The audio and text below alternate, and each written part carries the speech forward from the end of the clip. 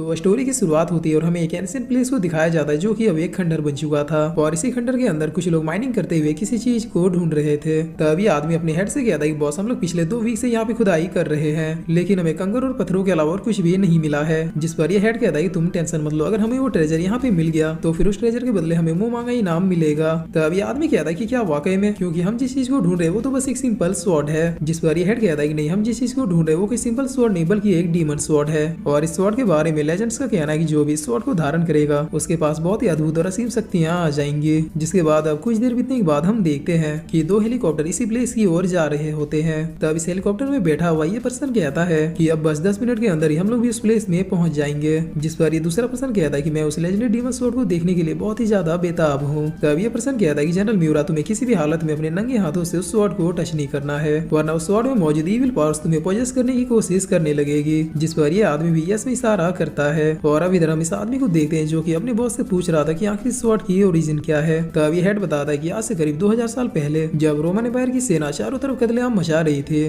तब एक छोटे से विलेज के लोगों ने अपने गॉड से अपनी जान बचाने के लिए प्रार्थना की, मगर कई दिनों तक प्रार्थना करने के बावजूद भी उनके गॉड ने उन्हें कुछ भी जवाब नहीं दिया। जिसके बाद रोमन एम्पायर की सेना इस गाँव में भी पहुंच गए और बच्चों बूढ़ों से लेकर औरतों को भी बहुत ही बेरहमी से मारने लगे। तब इस गाँव के बचे हुए लोगों ने अपनी जान बचाने के लिए डीमन गॉड के सामने प्रार्थना करना शुरू कर दिया और भेंट के रूप में डीमन गॉड को अपने गाँव की कुछ बकरियों को बलि कर दिया। तब डीमन गॉड ने फाइनली इनकी प्रार्थना सुन ली और उन रोमन एम्पायर से इन गाँव वालों को बचाने के लिए गस्कल वॉरियर को भेज दिया जो देखने में किसी खूंखार बीस्ट की तरह लग रहा था और उसके पास खुद डीमन गॉड का स्वॉर्ड था। जिसके बाद इस डीमन वॉरियर ने पल भर में पूरे रोमन एम्पायर की सेना को खत्म कर दिया। तब ये देखकर गांव के लोग अब इस वॉरियर को किसी देवता की तरह पूजने लगे, मगर ये गांव के लोग एक चीज भूल गए थे कि उन्होंने जिनसे हेल्प मांगी है वो कोई गॉड नहीं बल्कि एक डीमन है और डीमन कभी भी किसी की भलाई नहीं करते। दरअसल डीमन गॉड ने इस वॉरियर को गाँव वालों की हेल्प करने के लिए नहीं बल्कि उन सबको मारने के लिए भेजा था जो पहले गॉड की पूजा किया करते थे और फिर डीमन वॉरियर ने पूरे गाँव वालों को भी खत्म कर दिया और तभी से लेकर आज तक वो स्वॉर्ड उसी तरह से स्थापित है। तब ये आदमी कहता है कि बॉस क्या वाकई में आपको इन कहानियों पे यकीन है? जिस पर ये हेड कहता है कि ये कहानियां सच हो या फिर झूठ, इससे हमें कोई फर्क नहीं पड़ना चाहिए, हम लोग बस उस स्वॉर्ड को ढूंढेंगे और फिर माला माल हो जाएंगे। जिस पर तभी एक वर्कर चिल्लाते हुए कहता है कि बॉस यहाँ पे आइए। तब ये लोग भी तुरंत ही उस प्लेस में पहुंच जाते हैं जहाँ पर उन्हें नीचे उतरने का कोई रास्ता मिलता है। तब ये लोग जैसे ही नीचे उतरते हैं तब इन्हें अपने सामने दीवार पे कुछ चमकता हुआ दिखाई पड़ता है जिसे ये लोग तुरंत ही आके तोड़ने लगते हैं और अब इस दीवार के टूटते ही अंदर जो चीज दिखती है उसे देखकर सबकी आंखें फटी की फटी रह जाती है क्योंकि इन्होंने फाइनली डीमन स्वॉर्ड को ढूंढ लिया था। लेकिन तभी इन लोगों को हेलीकॉप्टर से आने की आवाज सुनाई देती है। तब इधर हम देखते कि ये लोग भी अब यहाँ पे पहुंच चुके थे। जिस पर अब ये लोग भी अपने सैनिकों के साथ इस प्लेस में एंटर कर जाते हैं। तब ये हेड इन लोगों से पूछता है कि आखिर तुम लोग हो कौन? जिस पर जनरल म्यूरो कहता है कि हम लोग सिसोदिया से हैं और हमें उस डीमन स्वॉर्ड को कैप्चर करने का ऑर्डर मिला है। तब ये हेड कहता है कि हमारे पास कोई डीमन स्वॉर्ड नहीं है और इतना कहते इन लोगों के बीच में फायरिंग शुरू हो जाती है। तब ये हेड अब सीधे जाके स्वॉर्ड को अपने हाथों से पकड़ लेता है और इस स्वॉर्ड को पकड़ते ही अचानक से इस आदमी को कुछ होने लगता है और इधर फायरिंग भी रुकने का नाम नहीं ले रही थी। तब ये आदमी अपने हेड के पास आते हुए कहता है कि बॉस वो लोग प्रोफेशनल्स हैं और उनके पास हमसे कई गुना ज्यादा एडवांस वेपन्स हैं। जिस पर अभी गार्ड सीधे उस हेड के कमरे की ओर दौड़ के जाने लगते हैं लेकिन तभी अंदर की ओर से एक गार्ड का कटा हुआ सर बाहर आता है। तब ये लोग अब बहुत ही गौर से उस तरफ देखने लगते हैं। जिस पर अब ये हेड बहुत ही अजीब आवाजें निकालता हुआ अंदर से बाहर की ओर आ रहा होता है जिसे देखते हुए जनरल म्यूरो कहता है कि ये स्वॉर्ड कितना खूबसूरत है और इस स्वॉर्ड के ऊपर ब्लड इसकी खूबसूरती में 4 चांद लगा रहे हैं। जिस पर ये आदमी अब बहुत ही अजीब हरकतें करता हुआ इन दोनों की ओर बढ़ने लगता है। तब ये देखकर ये पर्सन कहता है कि डीमन स्वॉर्ड का डार्क ऑरा अब उसके बॉडी को पॉजेस कर रहा है। जिस पर जनरल म्यूरो कहता है कि चीजों जल्दी से उसे खत्म करो इससे पहले कि ये स्वॉर्ड उसे पूरी तरीके से कैप्चर कर ले। तब इतना सुनते ही चीजों एक स्माइल देता है और फिर अपनी आंखों को बंद करते हुए अपने पावर्स को अपेयर करने लगता है जिसकी वजह से सभी चीजों के हाथों में किसी टाइप के रिंग्स बनने लगते हैं। तभी चीजों को देखकर ये आदमी अब और भी ज्यादा भड़कने लगता है लेकिन ये चीजों तुरंत ही अपने रिंग्स को फेंक कर इस आदमी को खत्म कर देता है जिसकी वजह से अब डीमन स्वॉर्ड फिर से जमीन में गिर जाता है। तब जनरल म्यूरो अपने दस्ताने पहने हुए हाथों से इस स्वॉर्ड को उठा लेते हैं और फिर इसे कंटेनर में रखते हुए मिशन कंप्लीट कहते हैं। जिसके बाद अब सीन चेंज होता है और हमें सिसोदिया के हेडक्वार्टर को दिखाया जाता है। तो गाइस सिसोदिया दरअसल सीक्रेट संस्थान का नाम है जो किसी भी एबनॉर्मल चीजों के ऊपर नजर रखती है और अगर वो चीजें ह्यूमंस के लिए खतरा है तो फिर उसे कैसे निपटना है ये भी सिसोदिया ही तय करता है। जिस पर अब हम यहाँ पे कई सारे वेपन्स को देखते हैं जिसे देखते हुए जनरल म्यूरो ब्यूटीफुल कहते हैं।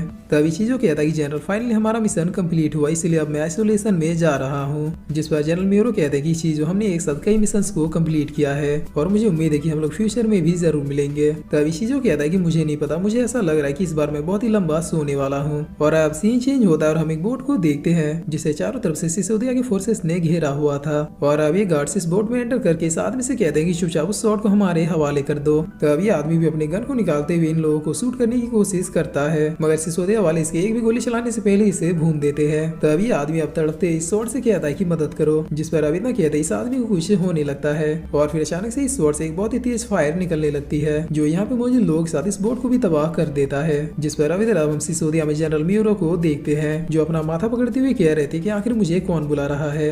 और अब इस आवाज को फॉलो करते हुए जनरल मियोरो वेपन वाले डिपार्टमेंट में आ जाते हैं। यहाँ पर अब वो डीमन स्वॉर्ड को टच करते हुए कहते हैं कि डीमन स्वॉर्ड, क्या तुम मुझे बुला रहे थे? क्या वाकई में तुम्हें पता चल गया कि तुम्हारे लिए मेरे मन में कितनी इज्जत है? और ये कहकर जनरल मियोरो इस कंटेनर को खोल देते हैं और फिर अपने हाथों से डीमन स्वॉर्ड को उठा लेते हैं, जिसकी वजह से अब जनरल मियोरो को भी कुछ होने लगता है। तब यहाँ पे तुरंत ही अब सिसोदिया के बाकी लोग दौड़ के आते हैं और फिर जनरल मियोरो को वापस से वो स्वॉर्ड रखने के लिए कहते हैं, मगर जनरल मियोरो बहुत ही अस्कैरी तरीके से इन लोगों की ओर देखते हैं और फिर बहुत ही तेज से दौड़ते हुए आकर इस आदमी की बॉडी में अपने स्वॉर्ड को आर पार कर देते हैं। तब ये लोग भी अब जनरल मियोरो के ऊपर फायरिंग करना शुरू कर देते हैं, मगर जनरल मियोरो को इससे कोई फर्क नहीं पड़ता और फिर वो सीधे इन लोगों के पास आके इन सबको खत्म कर देते हैं और खत्म करते हुए सीधे यहाँ से निकल जाते हैं। जिसके बाद अब सीन चेंज होता है और हम एक दूसरे प्लेस को देखते हैं, जहाँ पर बहुत सारे लोग एक स्वॉर्ड के सामने खड़े थे। तब ये ओल्ड मैन कहता है कि चलो अब रिचुअल को शुरू करो, इससे पहले लेजेंडरी स्वॉर्ड सिरियो का इविल ऑरा जाग जाए। जिस पर सारे लोग भी अब इस रिचुअल के अनुसार अपने अपने ब्लड को इस स्वॉर्ड में चढ़ाने लगते हैं, लेकिन तभी इन्हीं में से एक पर्सन आके सीधे इस स्वॉर्ड को अपने हाथों से उठा लेता है, जिसे देखकर ये लोग बहुत ही ज्यादा डरते हुए कहते हैं कि सब कुछ खत्म हो गया, सिरियो का इविल ऑरा उसके बॉडी को पोजेस कर रहा है। तब ये आदमी भी अब बहुत ही कृपी तरीके से स्वॉर्ड को चाटते हुए इन लोगों की ओर देखते हुए कहता है कि मुझे और ब्लड चाहिए। और इतना कह के ये आदमी सीधे अब इन लोगों को मारना शुरू कर देता है और अब कुछ ही देर में सबको मारने के बावजूद भी ये आदमी फिर से कहता है कि मुझे और ब्लड चाहिए। जिस पर अब इधर हम सिटी में एक हस्बैंड और वाइफ को देखते हैं, जो अपने होने वाले बच्चे को लेकर बहुत ही ज्यादा खुश थे और उसी बारे में बातें करते हुए ये लोग अपने घर जा रहे थे, मगर तभी अचानक चलते चलते इस लेडी का हस्बैंड रुक जाता है। तब ये प्रेग्नेंट लेडी पीछे मुड़ के देखती है, जहाँ पर उसका हस्बैंड अब ब्लीडिंग करते हुए गिर जाता है। तब हमें पता चलता है कि इस लेडी के हस्बैंड को उसी आदमी ने मार दिया है, जिसने सीरियस स्वॉर्ड को अपने हाथों में पकड़ा था। और अब ये लेडी ये देखकर भागते हुए अपने हस्बैंड के पास आती है और फिर बहुत ही ज्यादा रोते हुए उसे उठाने की कोशिश करने लगती है, जिस पर ये आदमी अब मोर ब्लड कहते हुए यहाँ से जाने लगता है। तब ये लेडी अब बहुत ही गुस्से से इस आदमी की ओर देखती है, जिस पर अब ये आदमी सड़कों पे आके सीधे लोगों को मारना शुरू कर देता है और इनके ब्लड को किसी सावर की तरह एंजॉय करने लगता है। लेकिन फिर अचानक से इस आदमी को होश आ जाता है और फिर ये अपने हाथों को देखते हुए कहता है कि मैंने ये क्या कर दिया। जिसके बाद ये आदमी स्वॉर्ड को फेंकते हुए डर के मारे चिल्लाने लगता है, लेकिन तभी हम देखते हैं कि अब किसी ने इस आदमी को भी मार दिया है और ये कोई और नहीं बल्कि वही प्रेग्नेंट लेडी है, जिसने इसके सीरियस स्वॉर्ड को फेंकते ही उठा लिया था। और अब ये लेडी पूरी तरीके से इस आदमी का काम तमाम कर देती है और फिर ये भी अब इस स्वॉर्ड के वश में आते हुए मोर ब्लड कहने लगती है। जिसके बाद ये प्रेग्नेंट लेडी भी अब एक दूसरे प्लेस में जाके किसी और लेडी का पीछा करने लगती है, मगर जैसे ये मारने के लिए अपने स्वॉर्ड को उठाती है, तभी ये किसी चीज को देखकर फिर से अपनी होश में आ जाती है। तब ये सामने वाली लेडी पीछे की ओर देखती हुए कहती है कि क्या मेरे पीछे कोई था। और अब हम देखते हैं कि इस लेडी के पास भी एक बच्चा था, जिस पर अब ये प्रेग्नेंट लेडी एक दूसरे प्लेस में आके स्वॉर्ड की ओर देखते हुए कहती है कि मैं ये नहीं कर सकती, मैं भला किसी का खून क्यों करूंगी। तब इस लेडी के सामने जो ट्रैफिक लाइट का मिरर था, उसमें से आवाज आती है कि मुझे और ब्लड चाहिए। और इतना क्या कि इस मिरर में सीरियस स्वॉर्ड का इविल अपीयर होता है, जिसे देखकर ये लेडी बहुत ही ज्यादा डर के चिल्लाते हुए नो कहती है। और अब इधर हम जनरल म्यूरा को देखते हैं, जिसे बीच हाईवे पे सिसोदिया वालों ने घेर लिया था। तब जनरल म्यूरा अपने डीमन स्वॉर्ड का यूज करते हुए बस पल भर में एक साइड के टैंकों को उड़ा देता है, जिस पर तभी यहाँ पे दूसरी साइड के टैंकों को एक फायर पावर आके उड़ा देता है। तब जनरल म्यूरा उस फायर की ओर देखने लगते हैं, जिस पर अब वही बोर्ड वाला आदमी यहाँ पे आते हुए कहता है कि क्या वो तुम थे जो मुझे बुला रहे थे। तब जनरल म्यूरा कहते हैं कि तुम मुझे बुला रहे थे और मैं तुम्हें बुला रहा था, क्योंकि हम दोनों में से ज्यादा स्ट्रॉन्ग कौन है ये तो डिसाइड करना ही होगा। जिस पर ये आदमी कहता है कि अगर ऐसी बात है तो फिर हो जाए, मेरा नाम फ्लेमबर्ग है और मुझे फायर स्वॉर्ड भी कहा जाता है। तब जनरल म्यूरा कहता है कि मेरा नाम डीमन स्वॉर्ड और मुझे रूलर ऑफ डेथ भी कहा जाता है। और इतना कहते जनरल म्यूरा को अब कुछ होने लगता है, जिसके बाद जनरल म्यूरा अपने भूस्मा अवतार में आ जाता है, जिसे देखकर ये आदमी भी अब अपने भूस्मा अवतार में आने लगता है। तो गाइस ये अवतार क्या है इसके बारे में हमें आगे पता चलेगा, लेकिन अभी के लिए आप लोग बस इतना जान लो कि ये अवतार किसी भी आदमी को तभी मिलता है जब उस पर्सन का वेपन उसे पूरी तरीके से भ्रष्ट कर देता है, यानी वो पर्सन पूरी तरीके से उस वेपन के कंट्रोल में आ जाता है। और हाँ, चूंकि सीरीज में जितने भी वेपन है उनकी ओरिजिन किसी दर्दनाक घटना से जुड़ी हुई है, इसीलिए सीरीज के सारे वेपन इविल है। और अब ये दोनों ही अपने भूस्मा अवतार में ही फाइट करना शुरू कर देते हैं, जहाँ पर अब बस कुछ ही पल में डीमन स्वॉर्ड फायर स्वॉर्ड को दूर फेंक देता है, जिसकी वजह से फायर स्वॉर्ड अपनी जगह से उठ भी नहीं पाता है। तब डीमन स्वॉर्ड इसे वेस्ट कह के यहाँ से चला जाता है। और अब सीन चेंज होता है और हम इस सिटी के पास वाले फॉरेस्ट में एक आदमी को देखते हैं जो शिकार करके घर वापिस लौट रहा था, मगर तभी ये पर्सन सामने की ओर देखता है जहाँ पर किसी लेडी ने सुसाइड कर लिया था, और ये कोई और नहीं बल्कि वही प्रेग्नेंट लेडी थी। तभी आदमी इस लेडी की ओर देखते हुए कहता है कि आखिर इसने ऐसा क्यों किया होगा। होगा। जिस पर तभी इस आदमी को किसी बच्चे की रोने की आवाज सुनाई देती है। तभी आदमी जैसे पास की झाड़ियों में आता है तो वो देखता है कि एक न्यूबॉर्न बेबी बहुत ही जोर जोर से रो रहा था, लेकिन रोते रहने के बावजूद भी इस बच्चे ने सीरियस स्वॉर्ड को बहुत ही कस के पकड़ा था। तब इस स्वॉर्ड को देखते हुए आदमी कहता है कि ये तो सीरियू है जिसका टेरिबल डार्क ऑरा क्लियरली दिखाई पड़ रहा है। मगर आखिर ये बच्चा सीरियस स्वॉर्ड को टच करने के बावजूद भी अभी तक जिंदा कैसे है, क्योंकि इतने टेरिबल डार्क ऑरा को कोई बच्चा 1 सेकंड से ज्यादा सह ही नहीं सकता। इसका मतलब कि स्वॉर्ड भी चाहता है कि ये बच्चा जिंदा रहे। तो लास्ट एपिसोड में हमने देखा था कि ये न्यूबॉर्न बेबी सीरियस स्वॉर्ड को पकड़े हुए बहुत ही जोर जोर से रो रहा था, जिस पर ये आदमी अब इस बच्चे के पास आके इसके हाथों से स्वॉर्ड को लेने की कोशिश करता है। मगर ये बच्चा इस आदमी की उंगली को पकड़ लेता है। तब ये देखकर ये आदमी अब थोड़ा शौक होते हुए कहता है कि क्या ये बच्चा ही आगे चलकर इस सिविल स्वॉर्ड का सक्सेसर बनेगा। और फिर ये आदमी इस बच्चे को उठाते हुए कहता है कि गॉड, मैं आपके ऊपर बिलीव करके इस बच्चे को बचा रहा हूँ। मुझे उम्मीद है कि ये बच्चा आगे चलकर ह्यूमंस के लिए खतरा नहीं बल्कि उनका मसीहा बनेगा। जिसके बाद अब समय बीतता है और हमें 15 साल के बाद का सीन दिखाया जाता है, जहाँ पर हम देखते हैं कि एक लड़की अपनी डेली रूटीन की तरह अपने स्कूल जा रही थी, लेकिन स्कूल में आने के बावजूद भी ये लड़की किसी और के ख्यालों में ही खोई हुई थी। और यहीं पे हम दूसरी तरफ एक लड़के को देखते हैं जो बहुत ही सीरियस होकर अपने मास्टर को ब्लैक स्मिथ का काम करते हुए देख रहा था। जिसके बाद वापिस हम इस लड़की को देखते हैं जहाँ पर इसके दोस्त इससे पूछ रहे होते हैं कि सायका, क्या तुम हमारे साथ एक मूवी देखने चलोगे? हमने सुना है कि वो मूवी बहुत ही अच्छी है क्योंकि उसमें 3D इफेक्ट्स भी हैं। तब सायका कहती है कि नहीं, आज मुझे थोड़ा काम है। जिस पर इसके दोस्त कहते हैं कि तुम तो हमेशा बिजी ही रहती हो, तुमने आज तक कभी भी स्कूल के बाद हमारे साथ हैंग आउट नहीं किया। तब सायका कहती है कि सॉरी, लेकिन मेरे घर में मेरे फादर मेरा वेट करते हैं, इसलिए मैं तुम लोगों के साथ किसी और दिन चलूंगी। और अब कुछ देर के बाद सायका अपने स्कूल बस से आके अपने स्टॉप में उतर जाती है। तब यहाँ पे एक आदमी आते हुए कहता है कि मिस सायका, मास्टर ने आपको लेने के लिए मुझे भेजा है। जिस पर सायका भी ओके कहते हुए इस आदमी के साथ जाने लगती है। तभी हम देखते हैं कि ये लड़का भी इसी फॉरेस्ट से निकलता है, जिसे देखकर ये लड़की इस लड़के को आवाज देती है, लेकिन ये लड़का बिना कोई रिस्पॉन्स दिए यहाँ से जाने लगता है। तब ये लड़की इस लड़के के पास जाते हुए कहती है कि गाय रुक जाओ, मैं भी तुम्हारे साथ चलूंगी। तब ये देखकर इस आदमी को बिल्कुल भी अच्छा नहीं लगता है। जिसके बाद इधर हम उसी लड़की के घर को देखते हैं जहाँ पर ये लड़का गाय अपने काम में बिजी था। तब सायका गाय के पास आते हुए कहती कि गाय, क्या तुम मेरे साथ एक मूवी देखने चलोगे? मैंने सुना है कि वो मूवी बहुत ही अच्छी है क्योंकि उसमें 3D इफेक्ट्स हैं। जिस पर गाय साफ इनकार करते हुए कहता है कि नहीं, मुझे बहुत सारे काम है। तब सायका कहती है कि तुम तो हमेशा बिजी ही रहते हो और कभी भी कहीं पे बाकी लड़कों की तरह घूमने नहीं जाते हो, इसीलिए प्लीज चलो ना, हम लोग वो मूवी देख के आते हैं। जिस पर गाय कहता है कि मुझे इन सब चीजों में कोई भी इंटरेस्ट नहीं है। तब सायका कहती है कि तुम कितने अकड़ू हो, अगर तुम लाइफ में इसी तरह से सीरियस रहे तो फिर कभी भी एक अच्छा स्वॉर्ड नहीं बना पाओगे। जिसे सुनकर गाय अब रुक जाता है। तब सायका कहती है कि सॉरी, क्या तुम्हें मेरी बात बुरी लगी? मैं तो बस तुम्हारे साथ मजाक कर रही थी।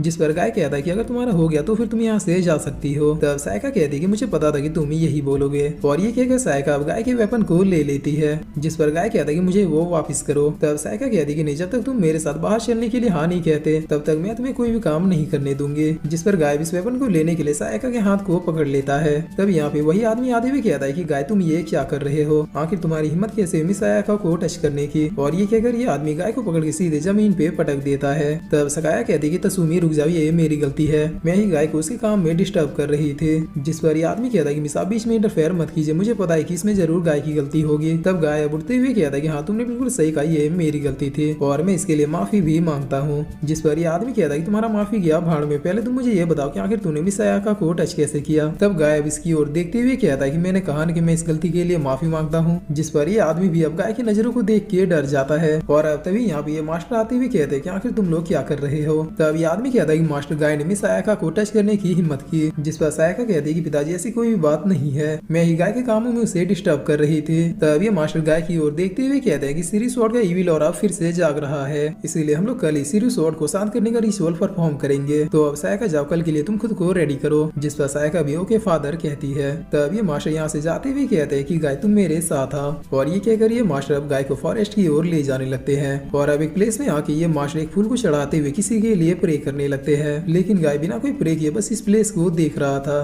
तब ये मास्टर कहते हैं कि गाय, आखिर तुम प्रे क्यों नहीं कर रहे? ये तुम्हारी अपनी मदर का ग्रेव है, ये वही प्लेस है जहाँ पर आज से 15 साल पहले तुम मुझे मिले थे। जिस पर गाय कुछ भी नहीं कहता है। तब ये मास्टर कहते हैं कि गाय, तुमने अपनी एजुकेशन को कंप्लीट कर लिया है, इसीलिए मेरे ख्याल से अब तुम इस फॉरेस्ट से निकल के अपने ब्राइट फ्यूचर के बारे में सोचना चाहिए। तब गाय कहता है कि मेरा कोई भी फ्यूचर नहीं है, इसीलिए मैं मरते दम तक यहीं पे आपके साथ रहना चाहता हूँ। जिसके बाद अब सीन चेंज होता है और हमें रात का सीन दिखाया जाता है, जहाँ पर गाय इतनी रात में उस कमरे में आता है जहाँ पर सीरियस स्वॉर्ड को रखा गया था। और फिर गाय स्वॉर्ड के पास आके स्वॉर्ड को अपने हाथों से उठा लेता है, मगर इस स्वॉर्ड को टच करने के बावजूद भी गाय को कुछ भी नहीं होता है। और फिर गाय स्वॉर्ड की ओर देखते हुए अपने मन में कहता है कि सीरियस, मैं जानता हूँ कि मेरी मदर सिर्फ तुम हो। तब इधर हम इस आदमी को देखते हैं जो गाय को ऐसा करता हुआ देख लेता है। और अब सीन चेंज होता है और हमें एक दूसरे प्लेस का सीन दिखाया जाता है जहाँ पर एंशिएंट चीजों का ऑक्शन चल रहा था। तब हम देखते हैं कि एक आदमी यहीं पे रखे एक स्वॉर्ड को बहुत ही गौर से देख रहा था और देखते हुए कह रहा था कि फाइनली मैंने तुम्हें ढूंढ ही लिया। जिस पर अब ये आदमी अपनी आंखों में लगे एक लेंस को एक्टिव करते हुए पूछता है कि क्या ये रियल है। तभी देर सिसोदिया वाले स्वॉर्ड को देखते हुए कहते हैं कि हाँ ये रियल है।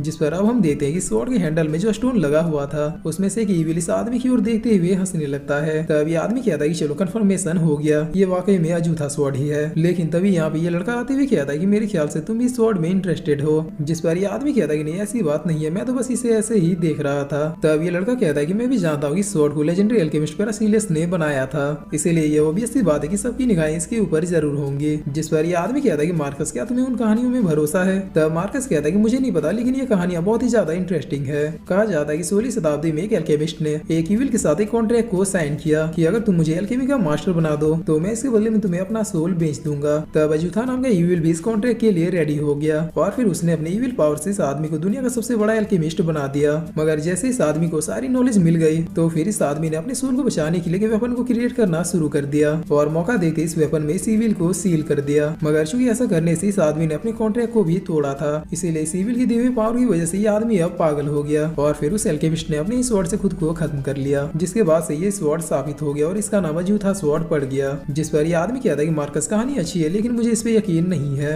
इसीलिए क्या सच है और क्या झूठ है तो हमें कल के ऑक्शन में ही पता चलेगा। और अब यहाँ सबके जाने के बाद हम देखते हैं कि स्वॉर्ड का ईविल बहुत ही जोर जोर से हंस रहा था। जिसके बाद अब सीन चेंज होता है और यहाँ पे हम इस आदमी को देखते हैं जो अपने मास्टर को गाय के बारे में सब कुछ बता रहा था और बताते हुए कह रहा था कि मास्टर स्वॉर्ड को छूने के बावजूद भी गाय अभी तक नॉर्मल कैसे है। तब ये मास्टर कहता है कि अच्छा तो तुमने भी उसे स्वॉर्ड को छूते हुए देख लिया। और फिर ये मास्टर कहता है कि तसुमी गाय कोई मामूली बच्चा नहीं है, उसका जब जन्म हुआ था तभी उसने सीरियस स्वॉर्ड को बहुत ही कस के पकड़ रखा था। तब ये आदमी कहता है कि इसका मतलब क्या उसमें कोई खास पावर्स है। जिस पर ये मास्टर कहता है कि मुझे नहीं पता, लेकिन मुझे यकीन है कि वो स्वॉर्ड भी चाहता है कि गाय हमेशा उसके कांटेक्ट में रहे। इसीलिए तो जब भी स्वॉर्ड का ईविल ऑरा जागता है तो फिर उसे शांत करने के लिए हमें गाय के ब्लड की जरूरत होती है। और अब सीन चेंज होता है और हमें सुबह का सीन दिखाया जाता है जहाँ पर ये लोग अब इस रिचुअल को शुरू करते हुए अपने आंखों में पट्टी बांधना शुरू कर देते हैं और फिर गाय भी अपनी आंखों में पट्टी बांध के इस मास्टर के पास आ जाता है। जिसके बाद साइका इस स्वॉर्ड को लेके आती है। तब ये मास्टर गाय को एक खंजर देते हैं जिसे लेकर गाय अपने हाथ को काटते हुए अपने ब्लड को इस स्वॉर्ड में चढ़ाने लगता है और अब सब कुछ सही चल ही रहा होता है। मगर तभी पता नहीं इस आदमी को क्या चुल मचती है, ये अपने आंखों की पट्टी को हटा लेता है। तब ये देखते सीरियस स्वॉर्ड का ईविल अब बहुत ही ज्यादा गुस्से में आ जाता है और फिर ये स्वॉर्ड साइका को कंट्रोल करते हुए अब सीधे इस आदमी को खत्म करने के लिए उसके पास चली जाती है। तब ये मास्टर चिल्लाते हुए कहते हैं कि तसुमी भागो वहाँ से। जिस पर गाय भी अब अपने आंखों से पट्टी को हटाते हुए सीधे इस आदमी को बचाने के लिए चला जाता है। लेकिन तब तक इस ईविल ने अपना स्वॉर्ड चला दिया था जिसकी वजह से अब इस आदमी को बचाने के चक्कर में गाय का हाथ कट जाता है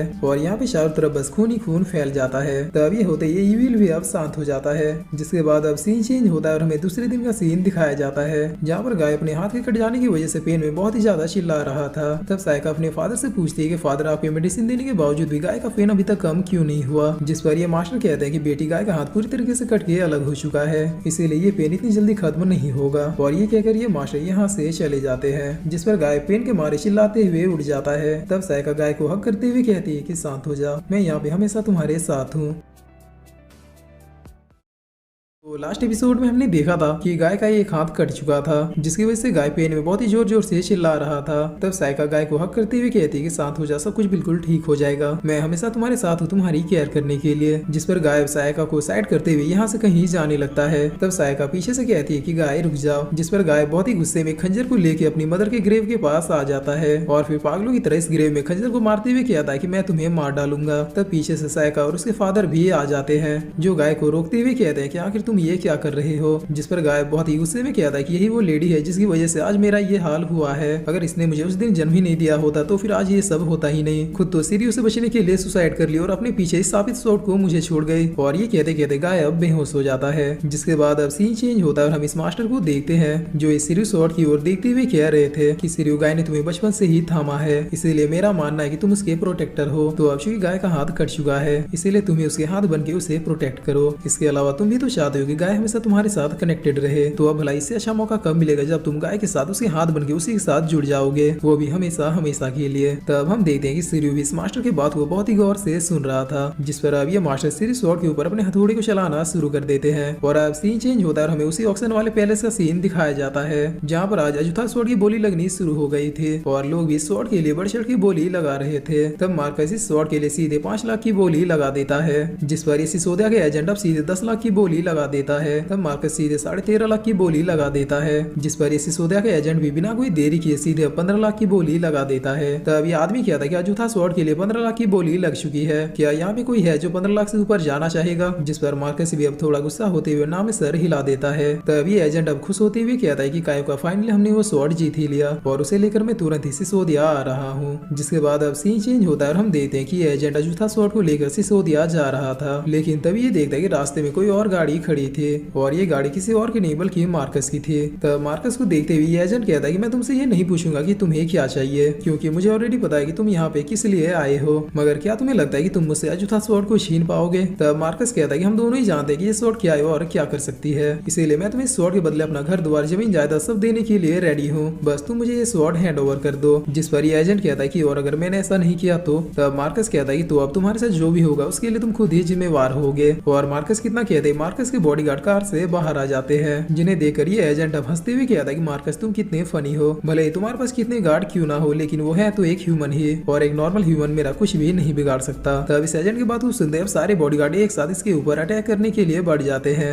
लेकिन ये एजेंट भी बस पली भर में सबको निपटा देता है। तब मार्कस कहता है कि इम्पॉसिबल, आखिर तुम हो कौन? जिस पर ये एजेंट कहता है कि मार्कस अगर तुम्हारा हो गया तो अब मैं यहाँ से चलता हूँ। और अभी एजेंट यहाँ से जाने ही वाला होता है, लेकिन तभी इसके सामने एक और आदमी आ जाता है और ये आदमी और कोई नहीं बल्कि जनरल म्यूरा थे, जिनके बॉडी से डीमन स्वॉर्ड का इविल ऑरा निकल रहा था। तब ये आदमी अब जनरल म्यूरा के सामने आते हुए कहता है कि अच्छा तो रूमर्स बिल्कुल सच है, आखिरकार डीमन स्वॉर्ड ने आपको पूरी तरीके से भ्रष्ट कर ही दिया। जिस पर जनरल म्यूरा कहता है कि स्वॉर्ड ने मुझे भ्रष्ट नहीं किया है बल्कि मुझे पावरफुल बनाया है, इतना पावरफुल कि कोई भी मेरे आगे टिक नहीं सकता। और इतना कह के जनरल म्यूरा अब डीमन स्वॉर्ड को बाहर निकाल लेते हैं। तब इस स्वॉर्ड को देखते ही एजेंट कहता है कि वाकई में ये स्वॉर्ड बहुत ही ज्यादा पावरफुल है। जिस पर इधर सिसोदिया वाले कहता है कि मिकी भागो वहाँ से, तुम अकेले जनरल म्यूरा को डिफीट नहीं कर सकते। तब मिकी अब हंसते हुए कहता है कि अगर ऐसी बात है तो फिर एक ट्राई तो बनता है। और ये कहकर मिकी भी अपने स्वॉर्ड को अपेयर करने लगता है, जो कि एक थंडर स्वॉर्ड था, यानी मिकी भी कोई नॉर्मल ह्यूमन नहीं है। जिस पर जनरल म्यूरा अब सीधे अपने भूस्मा अवतार में आने लगते हैं और इस अवतार में आते सीधे मिकी के ऊपर अटैक कर देते हैं। जिस पर अब मिकी और जनरल म्यूरा की फाइट शुरू हो जाती है, जहाँ पर जनरल म्यूरा ही मिकी के ऊपर भारी पड़ रहे थे। तब मिकी भी किसी तरह से जनरल म्यूरा के अटैकों से बचता है और बचते हुए कहता है कि वाकई में मैं अभी इन्हें डिफीट नहीं कर सकता। और ये कहकर मिकी अब अपने स्वॉर्ड से यहाँ पर एक बहुत ही पावरफुल थंडर को क्रिएट करता है, जिसके गिरने की वजह से यहाँ पे चारों तरफ धुआं ही धुआं हो जाता है। जिस पर अब जनरल म्यूरा भी अपने एक ही अटैक से यहाँ पर सारे धुएं को गायब कर देते हैं, मगर इतनी देर में मिकी यहाँ से जा चुका था। जिस पर जनरल म्यूरा वापिस से अपने ह्यूमन फॉर्म में आते हुए कहते हैं कि मुझे अगली बार इन ट्रिकों का ध्यान रखना होगा। और मिकी बहुत ही तेजी से अपनी कार से यहाँ से जाते हुए कहता है कि आज तो मैं बाल बाल बच गया। और फिर मिकी अजुथा स्वॉर्ड की ओर देखता है, जो कि वहाँ पे नहीं था। तब मिकी सिसोदिया वालों से कहता है कि मार्कस वो स्वॉर्ड लेके चला गया, इसलिए अब हमें कोई और प्लान बनाना होगा। जिसके बाद अब सीन चेंज होता है और इधर हम गाय को देखते हैं, जो अब अपने होश में आ चुका था। और अब गाय अपने उसी कटे हुए हाथ की ओर देखता है,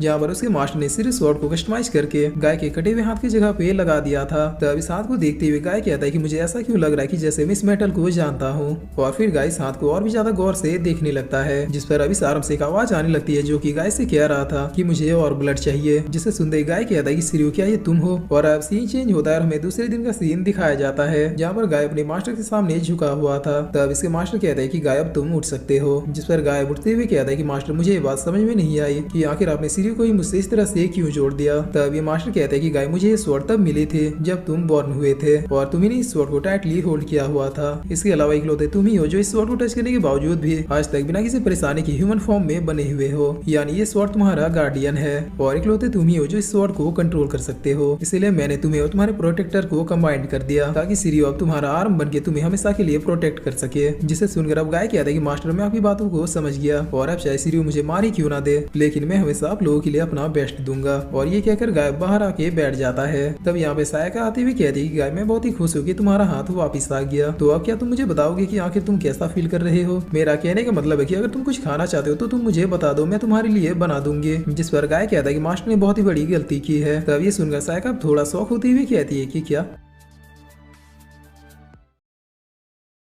तो लास्ट एपिसोड में हमने देखा था कि गाय सायका से कहता है कि मास्टर ने गलती की है। तब सायका थोड़ा शौक होते हुए कहती है कि क्या, लेकिन फादर ने तो ये तुम्हारे लिए किया। जिस पर गाय कहता है कि मेरे लिए सीरियस स्वॉर्ड को डिस्ट्रॉय करना ये उनकी अकलमंदी नहीं बल्कि मूर्खता थी। तब सायका कहती है कि आखिर तुम्हें हो क्या गया है। जिस पर गाय सीरियस स्वॉर्ड के म्यान को देखते हुए कहता है कि कुछ भी नहीं। तब सायका कहती है कि मुझे यकीन है कि तुम एक दिन सीरियस स्वॉर्ड से भी अच्छा स्वॉर्ड बनाओगे और इसीलिए शायद फादर ने तुम्हें सीरियस स्वॉर्ड का ये म्यान दिया है। जिस पर गाय इस म्यान के 2 टुकड़े करते हुए कहता है कि ऐसा कभी भी नहीं होगा, क्योंकि सीरियो अपने आप में एक लेजेंडरी स्वॉर्ड थी जिसे कोई भी रिप्लेस नहीं कर सकता। और इतना कि गाय इस म्यान को भी आग में डाल देता है। जिसके बाद अब सीन चेंज होता है और हम मार्कस के पैलेस को देखते हैं, जहाँ पर मार्कस अपने रूम में सोया हुआ था और इसने ठीक अपने बगल में अजुथा स्वॉर्ड को भी रखा हुआ था। जिस पर अब अचानक से अजुथा स्वॉर्ड का ये स्टोन चमकने लगता है और फिर इसमें से अजुथा स्वॉर्ड का ईविल सीधे मार्कस की ओर बढ़ने लगता है। लेकिन तभी अचानक से मार्कस की नींद खुल जाती है। जिस पर अब मार्कस जैसे ही उठ के अपने हाथों में देखता है तो देखता है कि अजुथा स्वॉर्ड तो उसके हाथों में है। और ये देखकर मार्कस अब थोड़ा शौक होते हुए कहता है कि ये कोई सपना नहीं था, ये वाकई में वही लेजेंडरी अजुथा स्वॉर्ड है। जिस पर तभी इस कमरे में मार्कस की सिस्टर आती हुई कहती है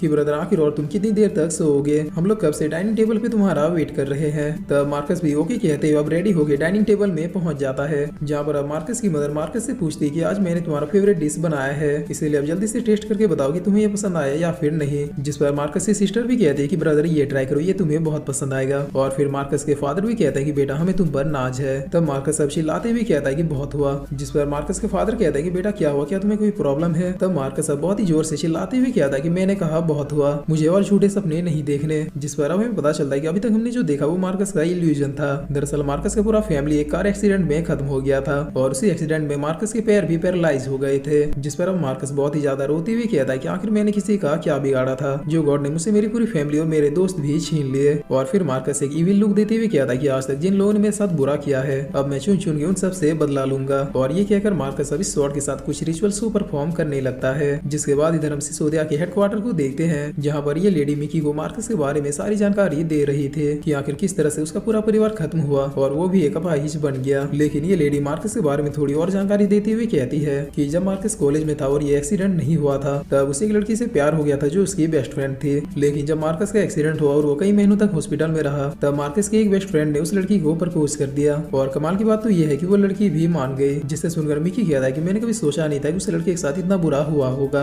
और अब मैं समझा कि आखिर क्यों मार्कस को अजुथा स्वॉर्ड की जरूरत थी। वो अब इस स्वॉर्ड की हेल्प से अपना रिवेंज कंप्लीट करेगा, यानी अब मुझे ज्यादा देर होने से पहले ही मार्कस के पास पहुंचना होगा। जिसके बाद अब सीन चेंज होता है और वापिस अब मार्कस को देखते हैं, जहाँ पर वही लड़की इतने दिनों के बाद मार्कस से मिलने आई थी। तब मार्कस अब अपने सारे इमोशंस को छिपाते हुए कहता है कि मुझे बहुत ही खुशी हुई कि तुम इतने दिनों के बाद मुझसे मिलने आई हो। जिस पर ये लड़की मार्कस से अब माफी मांगते हुए कहती है कि मैंने तुम्हारे साथ जो कुछ भी किया उसके लिए मैं बहुत ही ज्यादा शर्मिंदा हूँ। तब मार्कस कहता है कि तुम्हें मेरे सामने कन्फेस करने की जरूरत नहीं है, मुझे पता है कि तुम्हारी भी जरूर कोई मजबूरी रही होगी, इसीलिए मुझे तुमसे कोई भी शिकायत नहीं है। जिस पर ये लड़की कहती है कि मार्कस मैं दरअसल यहाँ पे तुम्हें ये बताने आई हूँ कि मैं और जॉर्ज शादी कर रहे हैं। तब ये सुनकर मार्कस कहता है कि वो कांग्रेचुलेशन, ये तो वाकई में बहुत ही खुशी की बात है। जिस पर ये लड़की कहती है कि मार्कस क्या तुम्हें सच में इस बात से खुशी हुई। तब मार्कस कहता है कि मेरे 2 बेस्ट फ्रेंड एक दूसरे से शादी कर रहे हैं, भला इससे ज्यादा खुशी की बात क्या हो सकती है। मुझे वाकई में बहुत ही ज्यादा खुशी है कि तुम दोनों ने एक दूसरे का हाथ थाम लिया। जिस पर ये लड़की अब थोड़ा खुश होते हुए कहती है कि मुझे इसी बात की टेंशन थी कि कहीं इस न्यूज को सुन के तुम मुझसे नाराज तो नहीं हो जाओगे, मगर अब तुमने मेरी सारी टेंशन दूर कर दी है।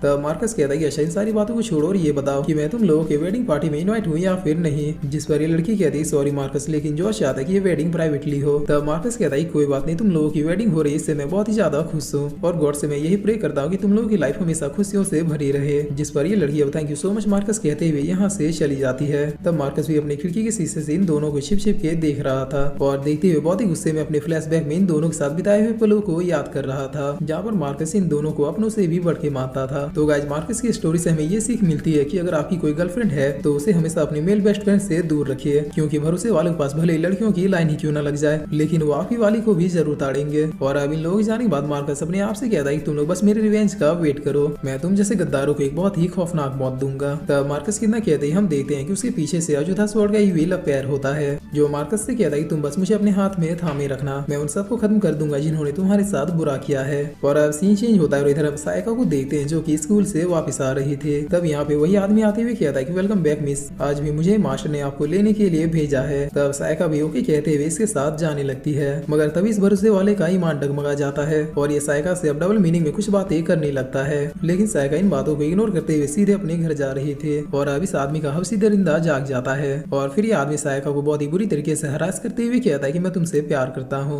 प्लीज अपने फादर से कह के मुझसे शादी कर लो। तब सायका कहती है कि तसुमी छोड़ो मुझे, अगर ये बात फादर को पता चल गई तो फिर वो तुम्हें काट डालेंगे। जिस पर तसुमी कहता है कि अब मुझे किसी बात का भी डर नहीं है, मुझे बस हर हाल में तुमसे शादी करनी है। तब सायका बहुत ही जोर जोर से हेल्प हेल्प चिल्लाने लगती है, जिस पर ये आदमी कहता है कि अब तुम्हारे चीखने चिल्लाने से कुछ भी नहीं होने वाला, क्योंकि यहाँ से दूर दूर तक सिर्फ मेरे और तुम्हारे अलावा और कोई भी नहीं है। लेकिन तब इस आदमी को एक खरगोश मारते हुए कहता है कि उसे छोड़ दो। तब इसकी ओर देखते हुए सायका कहती है कि गाय फाइनली तुम आ गए। जिस पर अब गाय कहता है कि तसुमी क्या तुमने सुना नहीं, मैंने कहा सायका को छोड़ दो। तब ये आदमी कहता है कि आखिर तुम खुद को समझते क्या हो, क्या तुम्हें ये लगता है कि मास्टर तुम्हें अपना दामाद बनाएंगे। जिस पर गाय कहता है कि आखिरी बार कह रहा हूँ उसे फ्री कर दो। तब ये आदमी बहुत ही गुस्से में अब गाय की ओर बढ़ते हुए कहता है कि आज मैं तुम्हारा खेल ही खत्म कर देता हूँ, तुम शुरू से ही मेरे रास्ते के कांटे बने हुए हो। और ये कहकर ये आदमी अपने पूरे पावर से एक पंच गाय को मारता है, मगर गाय सिंपली अपने सीढ़ी वाले हैंड से इसके पंच को रोक लेता है और फिर इसके हाथ को मरोड़ते हुए पीछे धकेल देता है। जिसके बाद अचानक से सीरियो का ईविल और गाय को कंट्रोल करने की कोशिश करने लगता है। तब गाय भी सीरियो के कंट्रोल में आते हुए बहुत ही डरावनी तरीके से इस आदमी की ओर बढ़ने लगता है और बढ़ते हुए कहता है कि मुझे और ब्लड चाहिए। तब ये देखकर सायका अब चिल्लाते हुए कहती है कि गाय रुक जाओ, जिसे सुनकर अब गाय को वापस से होश आ जाता है। जिस पर ये आदमी अब तुरंत यहाँ से दौड़ के भाग जाता है और अब घर पहुंचने के बाद गाय एक अकेले कमरे में घुस के अपने हाथ से कह रहा था कि चुप हो जाओ, मैं तुम्हारे लिए किसी का भी खून नहीं करूंगा। और ये कहकर गाय अपनी सार में हैमर भी चलाने लगता है, मगर इसके बाद भी सीरियो गाय से कह रहा था कि मुझे और ब्लड चाहिए। तब इस आवाज से परेशान होकर गाय अब अपने सर को दीवार पर पटकते हुए कहता है कि चुप हो जाओ, मैं कभी भी तुम्हारे लिए किसी का खून नहीं करूंगा।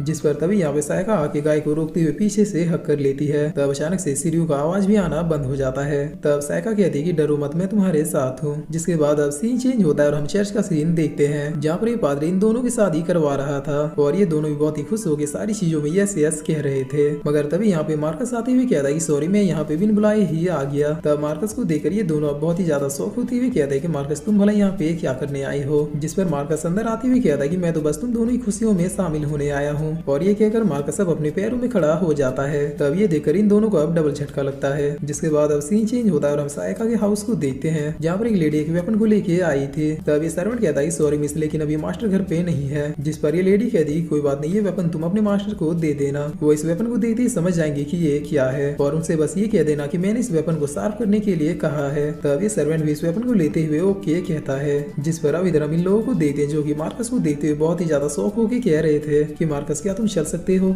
तब मार्कस अब एक बहुत ही इविल लुक देते हुए कहता है कि मैं सिर्फ चल नहीं सकता बल्कि मैं दौड़ भी सकता हूँ और पल भर में किसी को खत्म भी कर सकता हूँ। और इतना कह के मार्कस अब सीधे इन दोनों की ओर बढ़ते हुए अपने अजूठा स्वॉर्ड को निकालने लगता है और फिर इन लोगों के ऊपर अब सीधे अटैक करते हुए कहता है कि मैं तुम दोनों को जिंदा नहीं छोड़ूंगा। तो लास्ट एपिसोड में हमने देखा था कि मार्कस अब सीधे अपने अजूठा स्वॉर्ड को निकालते हुए इन दोनों के ऊपर अटैक करने के लिए बढ़ जाता है, जिसे देखकर इन दोनों के साथ साथ इस पादरी के भी पसीने छूट जाते हैं और अब मार्कस इन दोनों को मारने ही वाला होता है। मगर तभी यहाँ पे मिकी एंट्री मारते हुए मार्कस को रोक लेता है और फिर मार्कस को देखते हुए कहता है कि अच्छा तो तुम भी अब हम में से एक बन चुके हो, चलो अच्छा है, मुझे अब कंपनी देने के लिए एक दोस्त मिल गया। तब मार्कस कहता है कि हट जाओ मेरे रास्ते से वरना तुम भी मरोगे। जिस पर मिकी इन दोनों से कहता है कि जितनी जल्दी हो सके यहाँ से भाग लो वरना तुम लोगों को देख के इसका रेज और ज्यादा बढ़ जाएगा।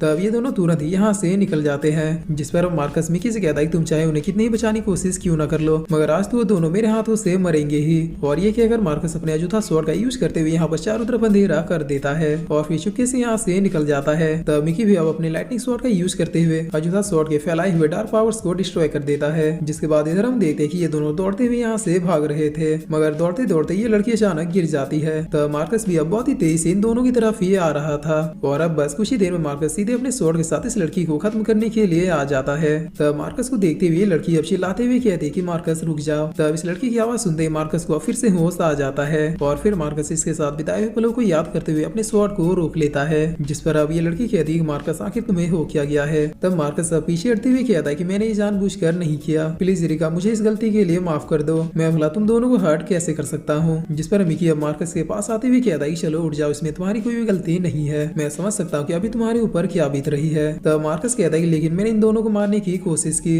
इसका मतलब क्या अब मैं एक मॉन्स्टर बन चुका हूँ। जिस पर मिकी कहता है कि डरो मत, तुम वापिस से पहले जैसे थे वैसे हो जाओगे मगर उसके लिए पहले तुम्हें मेरे साथ सिसोदिया चलना पड़ेगा। तब मार्कस कहता है सिसोदिया भला ये कौन सी जगह है। जिस पर मिकी कहता है कि ऐसी जगह जहाँ पे हमारे जैसे लोग बिलोंग करते हैं। और अब सीन चेंज होता है और हम तसुमी को देखते हैं जो उस लेडी के लाए हुए वेपन को खोल के देखने लगता है और फिर देखते हुए कहता है कि ये तो ड्रैगन स्पेयर है, वही ड्रैगन स्पेयर जिससे इसके ओनर ने अपनी प्रेमिका और उसके हस्बैंड को खत्म किया दिया था। और फिर तसुमी इस वेपन को बहुत ही क्रीपी तरीके से चाटते हुए कहता है कि अब मैं भी इसी वेपन से गाय और सायाका को खत्म करूंगा। और इतना कहते ही स्पेयर अपने आप ही तसुमी के बॉडी में अब्सॉर्ब हो जाता है, जिसके बाद तसुमी पागलों की तरह हंसना शुरू कर देता है। और अब इधर मिकी और मार्कस को देखते हैं जो कि सिसोदिया जा रहे थे, जिस पर अब मार्कस पूछता है कि आखिर ये सिसोदिया है क्या। तब मिकी मार्कस को सिसोदिया के बारे में बताते हुए कहता है कि वो एक ऐसी संस्थान है जहाँ पर हमारे जैसे लोग को आइसोलेट करके रखा जाता है। जिस पर मार्कस कहता है कि आइसोलेट से तुम्हारा क्या मतलब है। तब मिकी कहता है कि जो भी ह्यूमन इन लेजेंडरी वेपन्स के कांटेक्ट में आता है वो धीरे धीरे अंत में एक भूस्मा बन जाता है,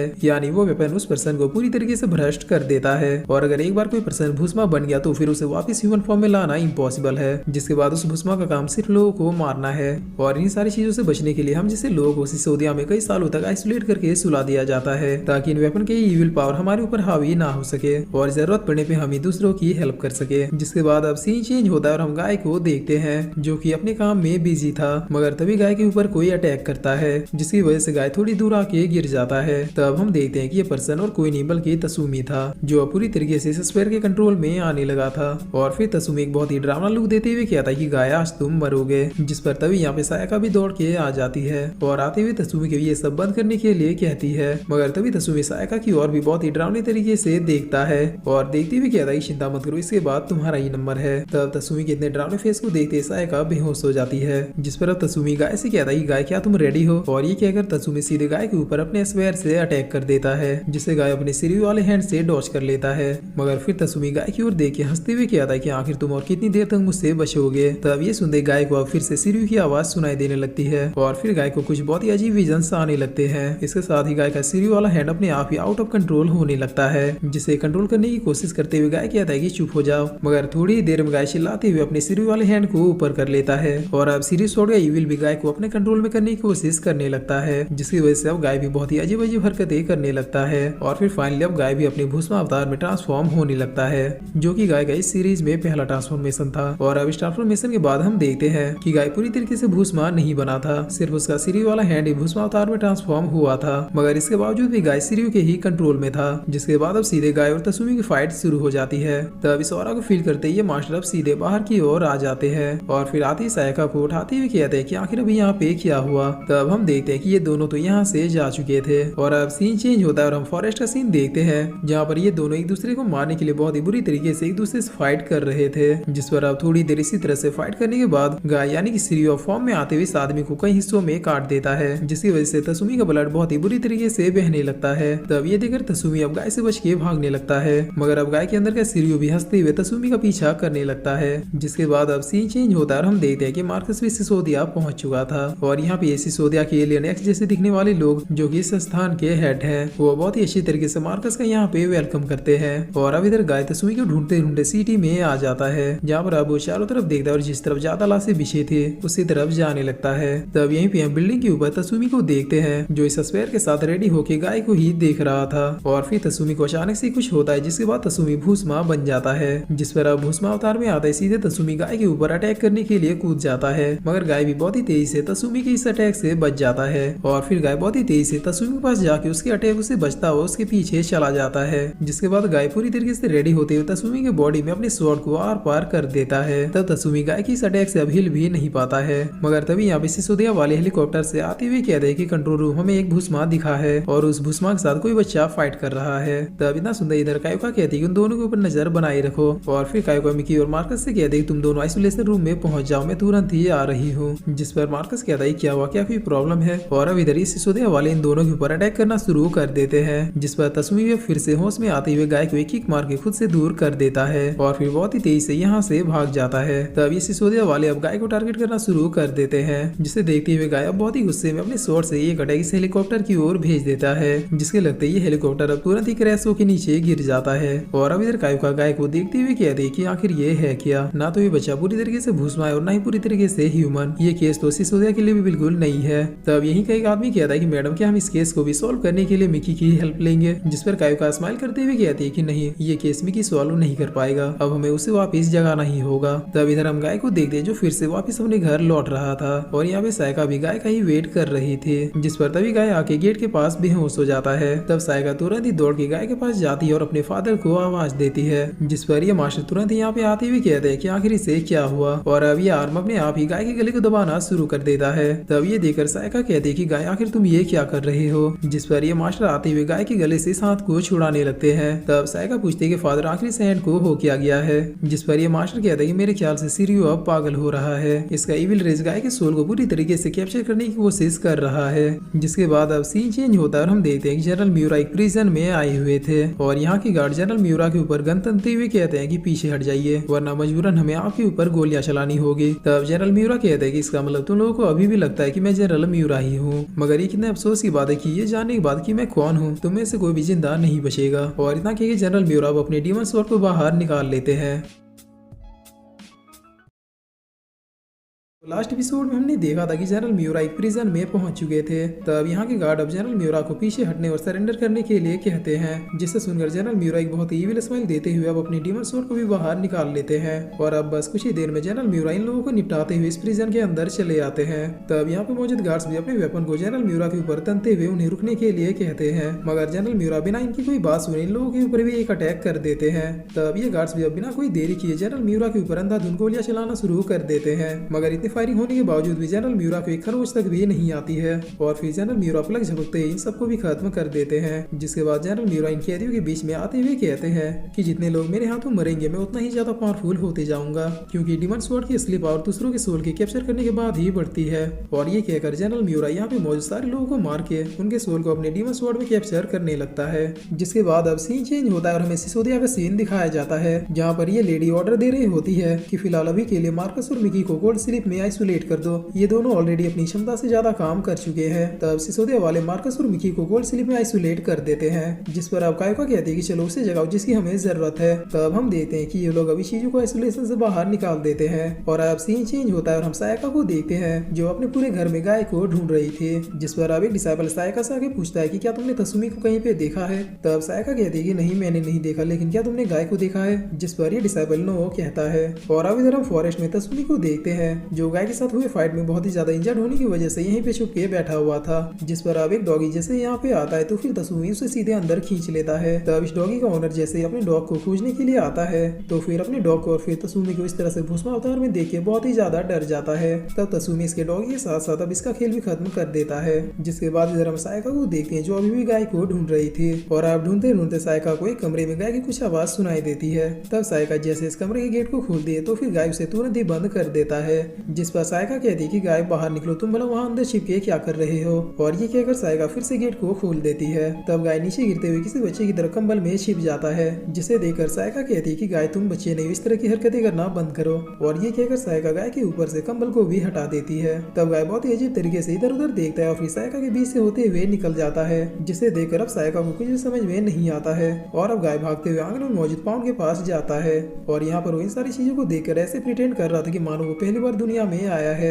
जिसके बाद गाय उड़ते हुए बटरफ्लाई को अपनी उंगली पे बैठने देता है और इसे देखकर अपने आप में ही खुश होने लगता है। मगर तभी सीरी स्वॉर्ड के पावर की वजह से ये तितली दो हिस्सों में बढ़ जाती है। तब ये सब देखे सायका कहती है कि गाय आखिर तुम्हें हो क्या गया है। जिस पर तभी यहाँ पे सायका के फादर आते हुए कहते हैं कि क्या हुआ, क्या वो ठीक है। तब सायका कहती है कि फादर पता नहीं गाय को क्या हो गया है, वो सुबह से बहुत ही अजीब हरकतें कर रहा है। जिस पर सायका के फादर भी अब गाय की हरकतों को बहुत ही गौर से देखने लगते हैं। और अब इधर सिसोदिया में चीजों को देखते हैं जो कि अपने सेल से बाहर आता है और आते हुए कहता है कि बताओ आखिर मैं कितने सालों तक सोया था। तब यहाँ पे कायोका आते हुए कहती है कि पूरे 16 साल और 24 दिन। जिस पर चीजों पूछता है कि तुम कौन और आखिर जनरल म्यूरा कहाँ पे गए हैं। तब ये लेडी कहती है कि मेरा नाम कायोका आगामी है और मैं ही पिछले कुछ सालों से यहाँ की हेड मैनेजर हूँ। जिस पर चीजों कहता है कि मुझे जगाने का मतलब जरूर कोई खास काम है। तब कायोका बताती है कि एक बहुत ही इंपॉर्टेंट मिशन है जिसे सिर्फ तुम ही कंप्लीट कर सकते हो। जिस पर चीजों कहता है कि मुझे पहले ही पता था कि अगर कोई काम इंपॉर्टेंट नहीं होता तो फिर तुम लोग मुझे जगाते ही नहीं। और अब इधर हम सायका के फादर को देखते हैं जो हर जगह गाय को ही फॉलो कर रहे थे। तब सायका कहती है कि फादर क्या आपको कुछ समझ आया। जिस पर सायका के फादर कहते हैं कि ये फिर से बच्चा बन चुका है, वो बच्चा जो अभी तक अपनी माँ के पेट में ही है। तब सायका कहती है कि लेकिन ऐसे कैसे हो सकता है। जिस पर सायका के फादर कहते हैं कि सीरियो और गाय तब से कांटेक्ट में है जब उसका जन्म भी नहीं हुआ था, इसीलिए जब गाय ने पिछली रात सीरियो के पावर्स का यूज किया होगा तब सीरियो भी गाय को पूरी तरीके से कंट्रोल करना चाह रहा होगा और इसी वजह से गाय का माइंड छोटे बच्चे के माइंड में ट्रांसफॉर्म हो गया है। जिसके बाद अब सीन चेंज होता है और इधर हम चीजों को देखते हैं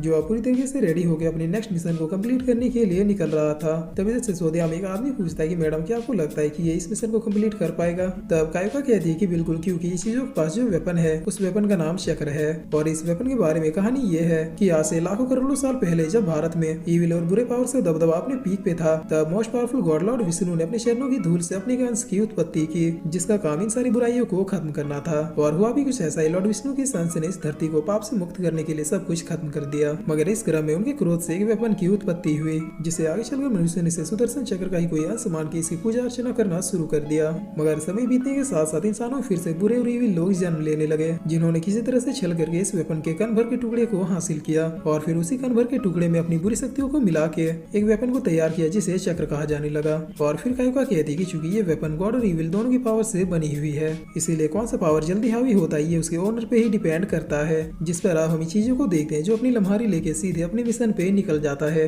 और जाते हुए कहता है कि मुझे मेरा पहला मिशन इन जंगल झाड़ियों में ही क्यों मिलता है। जिस पर अब इधर हम सायका को देखते हैं जो गाय को रेडी करते हुए कह रही थी कि चलो आज हम लोग फेस्टिवल देखने जाएंगे। तब इधर हम तसुमी को देखते हैं जो गाय और सायका को देखते हुए कह रहा था कि तुम लोगों को मुझसे कोई नहीं बचा सकता। और अब सीन चेंज होता है और हमें मेले का सीन दिखाया जाता है, जहाँ पर सायका गाय के साथ इस मेले को बहुत ही ज्यादा एंजॉय करती है। और थोड़ी थोड़ी बातों पे गाय जब रोना शुरू कर देता है, तब सायका बहुत ही क्यूट तरीके से गाय को चुप भी करवाती है। जिसके बाद इधर हम इस लेडी को देखते हैं जिसके शॉप में एक स्वॉर्ड आता है, जिसे अच्छी तरह से साफ करने के लिए कहा गया था। तब ये लेडी जैसे इस स्वॉर्ड को खोल के देखती है तो फिर इस स्वॉर्ड को देखकर बहुत ही ज्यादा शौक हो जाती है। और फिर ये लेडी स्वॉर्ड किसके म्यान से निकालते हुए कहती है कि ये तो सिरियू है। तब ये नौकर कहता है कि क्या आप श्योर है, क्योंकि सिरियू स्वॉर्ड को तो हमारे पुराने मास्टर ने डिस्ट्रॉय कर दिया था ताकि वो उस स्वॉर्ड से एक आर्म बना सके। जिस पर ये लेडी स्वॉर्ड को देखते हुए कहती है कि मुझे नहीं पता कि सच क्या है, मगर ये स्वॉर्ड भी सिरियू स्वॉर्ड है। और ये कहकर ये लेडी स्वॉर्ड को साफ करना शुरू कर देती है, जिस पर अचानक से इस स्वॉर्ड से आवाज आने लगती है कि मुझे और ब्लड चाहिए। तब ये लेडी अपने हाथ को काट के अपना ब्लड इस स्वॉर्ड में चढ़ा देती है।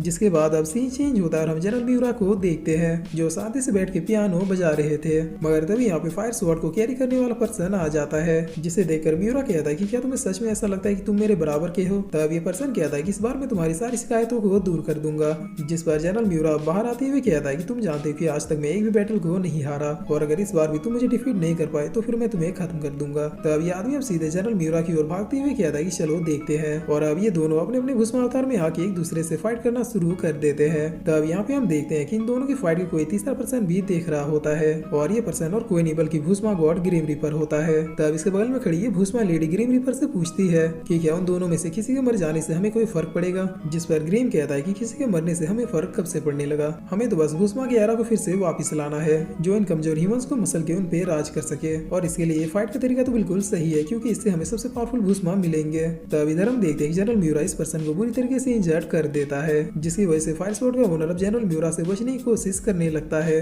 और अब सीन चेंज होता है और हम सायका और गाय को देखते हैं जो मेले से लौटकर एक टेंपल के पास खड़े होकर पूजा कर रहे थे, जहाँ पर सायका अपने लिए नहीं बल्कि गाय के लिए सब कुछ मांगती है। मगर कुछ ही देर में तसुमी यहाँ पे आ जाता है, जो इन दोनों को देखते हुए कहता है कि अब तुम लोग मुझसे बच के कहाँ जाओगे। और इतना कह के तसुमी सीधे अपने स्पेयर से इन दोनों के ऊपर अटैक करने के लिए बढ़ जाता है, लेकिन अचानक से गाय का सिर वाला हैंड तसुमी के अटैक को रोक लेता है।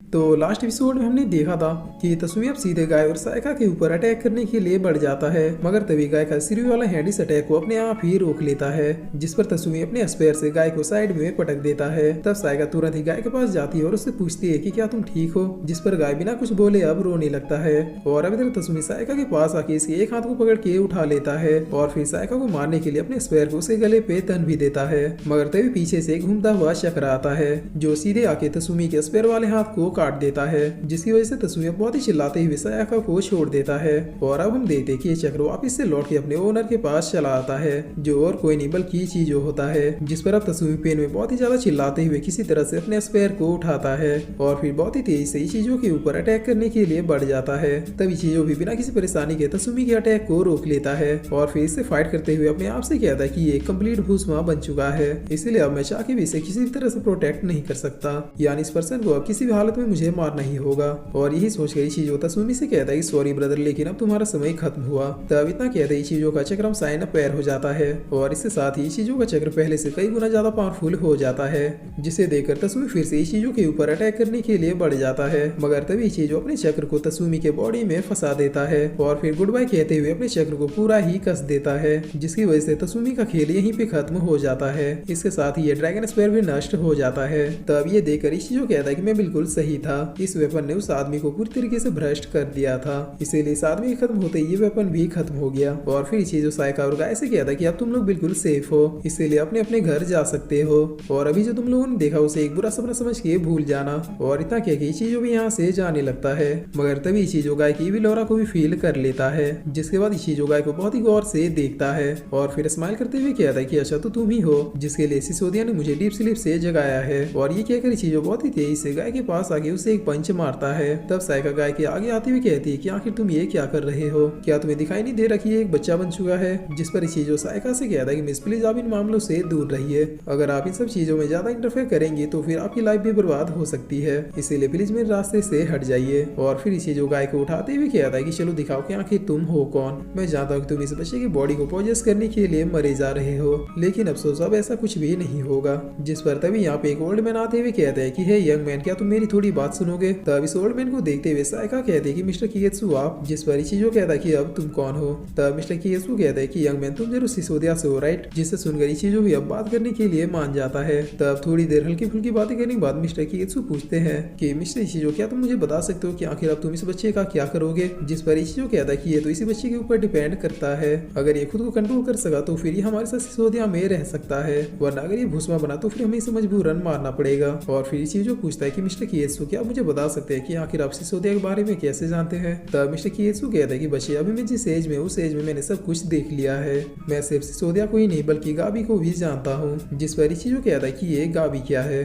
तब मिस्टर किएत्सु बताते हैं कि गाबी भी सिसोदिया की तरह ही एक संस्थान है जो भूसमा से ह्यूमन को बचाने का काम करते हैं, मगर गाबी सिसोदिया की तरह आधुनिक उपकरणों का नहीं बल्कि एंशिएंट टाइम की टेक्निक से यूज करते हैं। जिस पर तभी यहाँ पे एक पर्सन आते हुए कहता है कि ये बच्चा शापित है, इसीलिए इससे पहले कि ये बच्चा भूसमा बन जाए हमें इसे खत्म करना होगा। तब इस पर्सन को देखते हुए मिस्टर किएत्सु कहता है कि लो तुम्हारी तरह ही गाबी का एक वॉरियर आ गया, अब पता नहीं तुम दोनों में से इस बच्चे को लेके कौन जाएगा। जिस पर इशिजो हंसते हुए कहता है कि मेरे ख्याल से गाबी के लोग सिसोदिया लाइट बनाने की प्रैक्टिस कर रहे हैं, मगर ये बात थोड़ी फनी है कि ये लोग बिना किसी पावर और टेक्नोलॉजी के भूसमा को मारने के सपने देख रहे हैं। तब ये आदमी कहता है सिसोदिया बॉय अच्छा है कि तुम खुद को कंट्रोल कर सकते हो, वरना तुम्हें भी मैं अभी के अभी अपने हाथों से ही मार डालता। जिस पर इशिजो कहता है कि अगर तुम्हें फाइट करने की खुजली है तो फिर मैं तुमसे फाइट कर सकता हूँ, वैसे भी तुम्हारे जैसे कमजोर इंसानों को मारना ये मेरे लिए कोई बड़ी बात नहीं होगी। तब ये आदमी इशिजो के करीब आते हुए कहता है कि तुम हमारे गाबी स्कूल के टेक्निक्स को नहीं जानते, मेरा सिंगल पंच तुम्हारी बॉडी के ऊपर कच्चे भी उड़ा सकता है। और इतना कि ये आदमी अपने शर्ट को उतार देता है, जिसे देखकर मिस्टर किएत्सु कहते हैं कि वाह क्या बॉडी बनाई है, अब तो वाकई में ये फाइट देखना और भी ज्यादा रोमांचक होगा।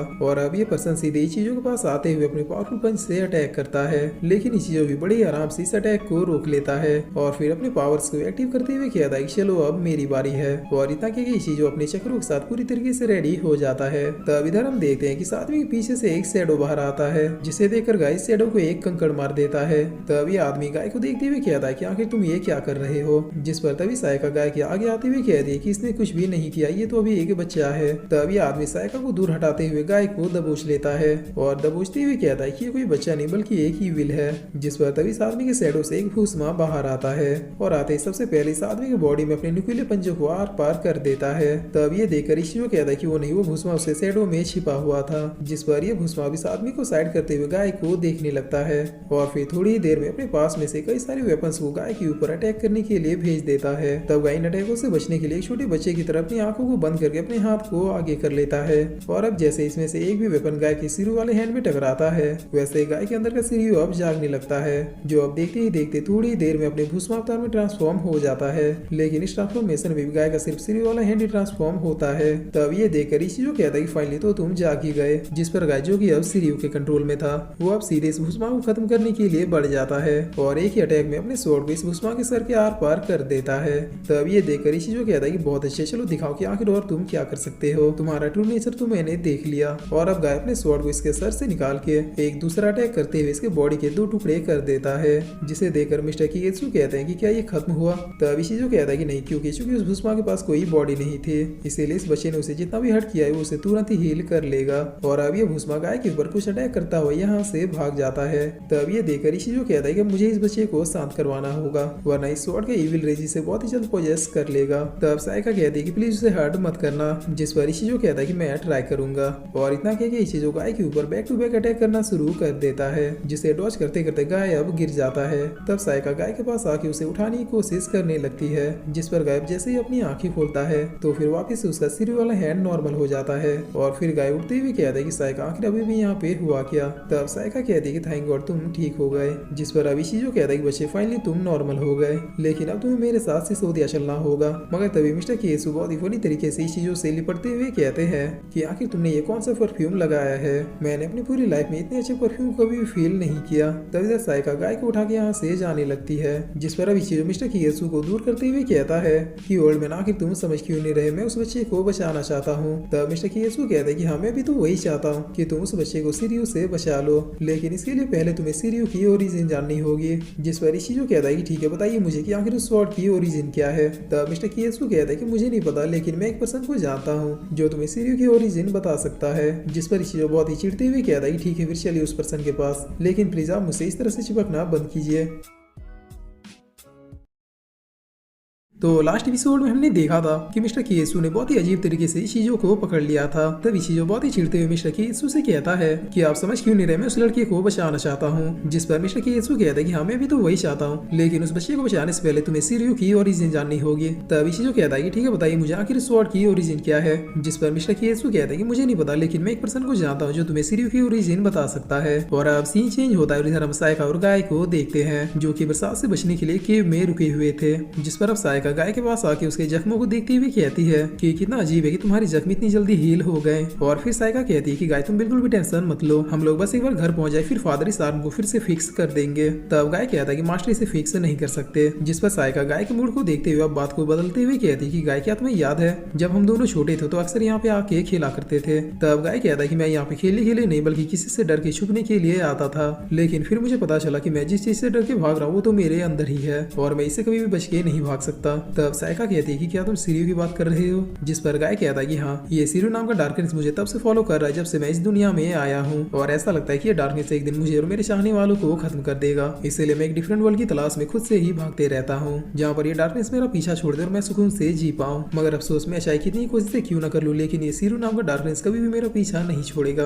और अब इधर अब हम मिस्टर केसु को देखते हैं जो कि इशिजो को लेकर साइका के फादर के पास आए हुए होते हैं, जहाँ पर साइका के फादर इशिजो को पहले गाय के बारे में बताते हैं कि आखिर किस तरह से गाय की मदर ने गाय को जन्म देके सुसाइड कर लिया था और किस तरह से सिरियो गाय के साथ अटैच हुआ। तब इशिजो कहता है कि मैंने एक्सपेक्ट नहीं किया था कि इस लड़के की स्टोरी इतनी डार्क होगी। जिस पर साइका के फादर कहते हैं कि गाय की स्टोरी जितनी डार्क है उससे कई गुना ज्यादा डार्क सिरियो की स्टोरी है। सिरियो स्वॉर्ड के बारे में लेजेंड्स का कहना था कि पुराने समय के एक टेंपल में जहाँ पे ड्रैगन्स की पूजा की जाती थी वहाँ पे ड्रैगन आशीर्वाद के रूप में अपने किसी अंश को पूजा करने वालों को भेंट करते थे। मगर एक दिन इस टेंपल के एक सर्वेंट ने इस ब्लेसिंग को चुरा लिया और सीधे अपनी वाइफ के साथ इस प्लेस से भागने लगा। तब कुछ दूर आने के बाद उसके वाइफ ने इसे खोलने के लिए कहा क्योंकि उसकी वाइफ को ड्रैगन की ब्लेसिंग के ऊपर बिल्कुल भी भरोसा नहीं था। तब इस सर्वेंट ने यहीं पे इस बॉक्स को खोल दिया, जिसके खुलते इस बॉक्स से एक बहुत ही तेज लाइट निकलती है और इसी लाइट से एक ड्रैगन भी अपेयर होता है जो सीधे आके इस लेडी के अंदर समा जाता है, जिसके कुछ दिनों बाद ही वो लेडी प्रेग्नेंट हो जाती है और फिर एक बच्चे को जन्म देती है जो ह्यूमन और ड्रैगन दोनों लग रहा था। तब इतने अजीब बच्चे को देखकर ये दोनों इसे पानी में बहा देते हैं और इनके ऐसा करते इन दोनों के ऊपर एक ठंडर गिरती है जिसकी वजह से ये दोनों खत्म हो जाते हैं। जिसके बाद पानी में बहते बहते ये बच्चा एक दूसरे प्लेस में पहुंच जाता है जहाँ पर एक ब्लैक स्मिथ इस बेबी को अडॉप्ट कर लेता है।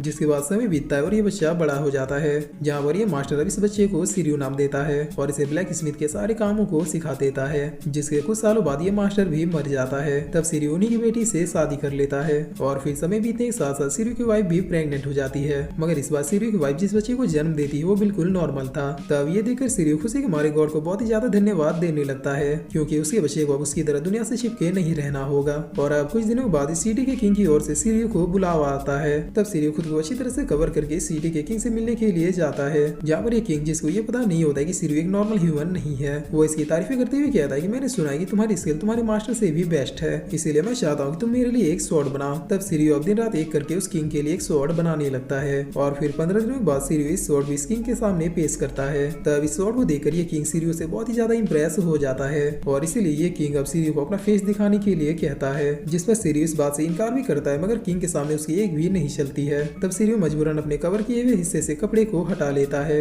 जिसे देखते अब सारे लोग कहने लगते हैं कि ये तो एक ही विल है, भला इस टाइप का मॉन्स्टर इतने सालों से हमारे किंगडम में छिप के कैसे रह रहा था। जिसके बाद ये किंग तुरंत ही ऑर्डर देता है कि इसकी पत्नी और बच्चे को खत्म कर दो, वरना वो भी आगे चलकर इसी तरह की विल को जन्म देगी। जिस पर सीरियो अब इस किंग के सामने गिड़गिड़ाते हुए कहता है कि प्लीज मेरे पत्नी और बच्चे को छोड़ दो, अगर आप चाहें तो बेशक मुझे मार सकते हैं, लेकिन प्लीज मेरे पत्नी और बच्चे को छोड़ दीजिए। तब ये किंग कहता है कि वो दोनों तो ऑलरेडी मारे जा चुके हैं और हेल में तुम्हारा ही इंतजार कर रहे हैं। और इतना कह के ये किंग सीरियो को भी मारने का ऑर्डर दे देता है, लेकिन जैसे ये लोग सीरियो को मारने के लिए स्वॉर्ड को चलाते हैं तो इससे सीरियो को तो कुछ भी नहीं होता, लेकिन ये स्वॉर्ड ही टूट जाता है। और ऐसा एक बार नहीं बल्कि कई बार होता है। तब ये किंग डिसाइड करता है कि इसे एक दूर के समुद्र में जाके फेंक दो, ताकि ये दोबारा हमारी तरफ लौट के ना आने पाए। जिस पर सीरियो अब समुद्र में बहते हुए एक बेजान से टापू में पहुंच जाता है और यहाँ पे वो पागलों की तरफ भटकते हुए खुद से ही बस एक ही बात पूछता है कि आखिर मैं मर क्यों नहीं सकता। जिसके बाद सीरियो अपने वाइफ और बच्चे की याद में इतना ज्यादा डिप्रेस हो जाता है कि अब वो फिर से उस किंग से रिवेंज लेने के लिए कुछ बनाने लगता है। और इस चीज को बनाने में सीरियो अपना गुस्सा, दुख, रिवेंज, रिग्रेट और पावर सब कुछ झोंक देता है। तब फाइनली कुछ दिनों की मेहनत बाद सीरियो दो स्वॉर्ड को क्रिएट करता है और फिर इन दोनों स्वॉर्ड को ऑर्डर देता है कि जाओ जाके सबको खत्म कर दो, यहाँ तक कि मुझे भी। तब सीरियो कितना कहते ये दोनों स्वॉर्ड सीधे यहाँ से चले जाते हैं, मगर एक स्वॉर्ड रिटर्न आके सीरियो के आर पार हो जाता है,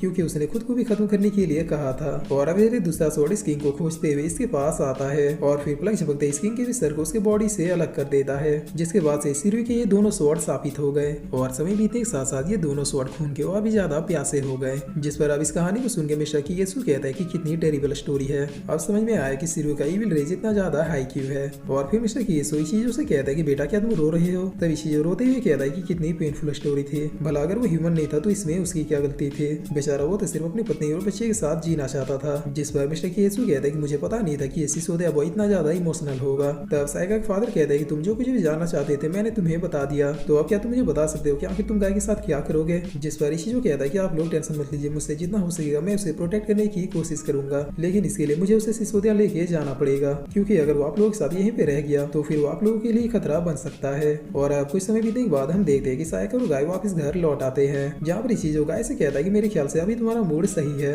और फिर इशिजो गाय के पास आते हुए कहता है कि बच्चे मैं जानता हूँ कि तुम एक अलग दुनिया की तलाश में हो, जहाँ पर तुम सुकून से स्टार्टिंग के बगैर जी पाओ। तब इतना सुनते गाय कहता है कि तुम्हें ये सब कैसे पता। जिस पर इशिजो कहता है कि मुझे सब पता है, क्योंकि मैं भी कभी तुम्हारी तरह ही हुआ करता था, इसीलिए अगर तुम एक डिफरेंट वर्ल्ड में जाना चाहते हो जहाँ पर तुम्हारे जैसे लोग हो, इसके अलावा तुमसे किसी को भी खतरा ना हो, तो तुम बेशक मेरे साथ आ सकते हो। तब इशिजो की बात सुनकर गाय अपने मास्टर की ओर देखता है, जिस पर साइका फादर कहता है कि मैं तुम्हें किसी भी चीज के लिए फोर्स नहीं करूंगा, ये तुम्हारा लाइफ है, इसलिए डिसीजन भी तुम ही लो। जिस पर अब साइका कहती है कि आखिर तुम इसे कहाँ पे ले जाओगे। और फिर साइका कहती है कि फादर आप गाय को रोकते क्यों नहीं। तब मिस्टर कियेसु कहता है कि बेटी उसे जाने दो, मुझे गाय के ऊपर भरोसा है कि हमें कभी भी नहीं भूलेगा। इसके अलावा ये सिसोदिया बॉय भी बहुत ही अच्छा है। अब तो ये देखना काफी ज्यादा एक्साइटिंग होगा कि हमारा गाय आखिर फ्यूचर में क्या बनता है। जिसके बाद अब सुबह होती है और इशिजो गाय को लेकर अपने लम्हारी के पास आ जाता है। तब इस कार को देखते हुए गाय कहता है कि क्या ये तुम्हारा है। जिस पर इशिजो कहता है कि बिल्कुल, चलो अब आके बैठ जाओ। और अब जैसे ही ये लोग यहाँ से जाने लगते हैं तब साइका पीछे से गाय को आवाज देते हुए आती है। तब इशिजो पूछता है कि अगर तुम कहो तो मैं गाड़ी को रोक सकता हूँ। जिस पर गाय कहता है कि नहीं मत रोकना, मैं उससे दोबारा नहीं मिल पाऊंगा। तब इधर साइका बहुत ही सैड होकर गाय को इस तरह से जाते हुए देखती है। जिसके बाद अब सीन चेंज होता है और हमें एक दूसरे प्लेस को दिखाया जाता है, जहाँ पर एक बहुत ही रिच लड़का अपने मैंशन से निकल रहा था,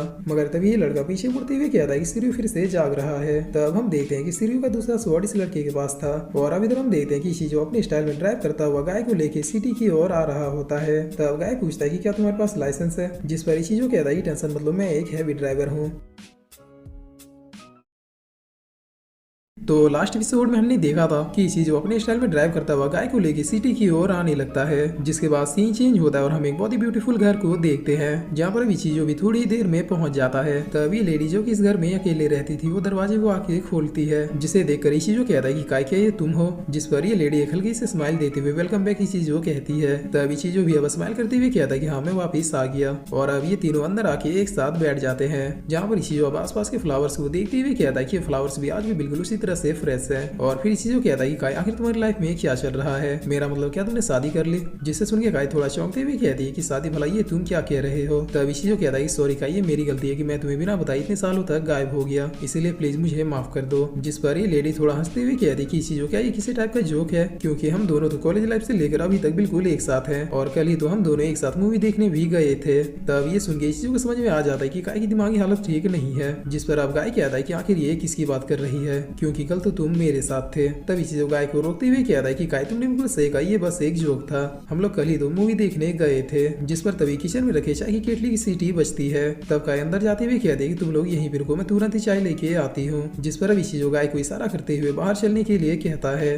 तब बाहर आते हुए गाय चीजों से पूछता है कि आखिर वो लेडी कौन है और वो इस तरह की बातें क्यों कर रही थी जैसे कि तुम उसके साथ रहते हो। जिस पर चीजों बताता है कि वो ओल्ड लेडी और कोई नहीं बल्कि मेरी गर्लफ्रेंड है। और फिर इस चीजों बताता है कि सिसोदिया में हमारे जैसे लोगों को सेलेस्टियल कहा जाता है, जो अपने इविल वेपन के पावर्स को कुछ हद तक कंट्रोल कर सकते हैं, मगर एक ना एक दिन ये वेपन हमें कंप्लीट भूसमा बना ही देंगे, जिसके बाद हम सिर्फ दूसरों की जान लेते फिरेंगे। इसीलिए सिसोदिया हमारे से लोगों को कोल्ड स्लीप में डाल देते हैं ताकि इन वेपन्स का इविल रेज हमारे अंदर हावी ना हो और हम लोग की जरूरत पड़ने पे दूसरों की हेल्प कर सके। तब गाय कहता है कि अच्छा तो कोल्ड स्लीप बस एक शट डाउन की तरह है जो हमें सिर्फ अपने ह्यूमन फॉर्म में जिंदा बचाए रखता है। जिस पर इसी जो कहता है कि एग्जैक्टली और यही वजह है कि मैं पिछले कई सालों से कोल्ड स्लीप में था। जब मैं काय से पहली बार कॉलेज में मिला था तब मेरी एज 20 ईयर थी और काय मुझसे 2 साल बड़ी थी। लेकिन जैसे मैं अपने कॉलेज के फाइनल ईयर में पहुंचा था वैसे मेरे साथ एक घटना हुई जिसमें मुझे ये वेपन मिला, जिसके बाद मैं भी एक सेलेस्टियल बन गया और फिर सिसोदिया वालों ने मुझे कोल्ड स्लीप में डाल दिया। और मैंने भी इस बात से इनकार नहीं किया क्योंकि ये मेरे और मेरे चाहने वालों की भलाई के लिए ही था। मगर कहते हैं ना, समय किसी के लिए नहीं रुकता। मेरे सेलेस्टियल बनने के बाद मेरी एज तो एकदम थम से गई, लेकिन काय की उम्र धीरे धीरे बढ़ती गई।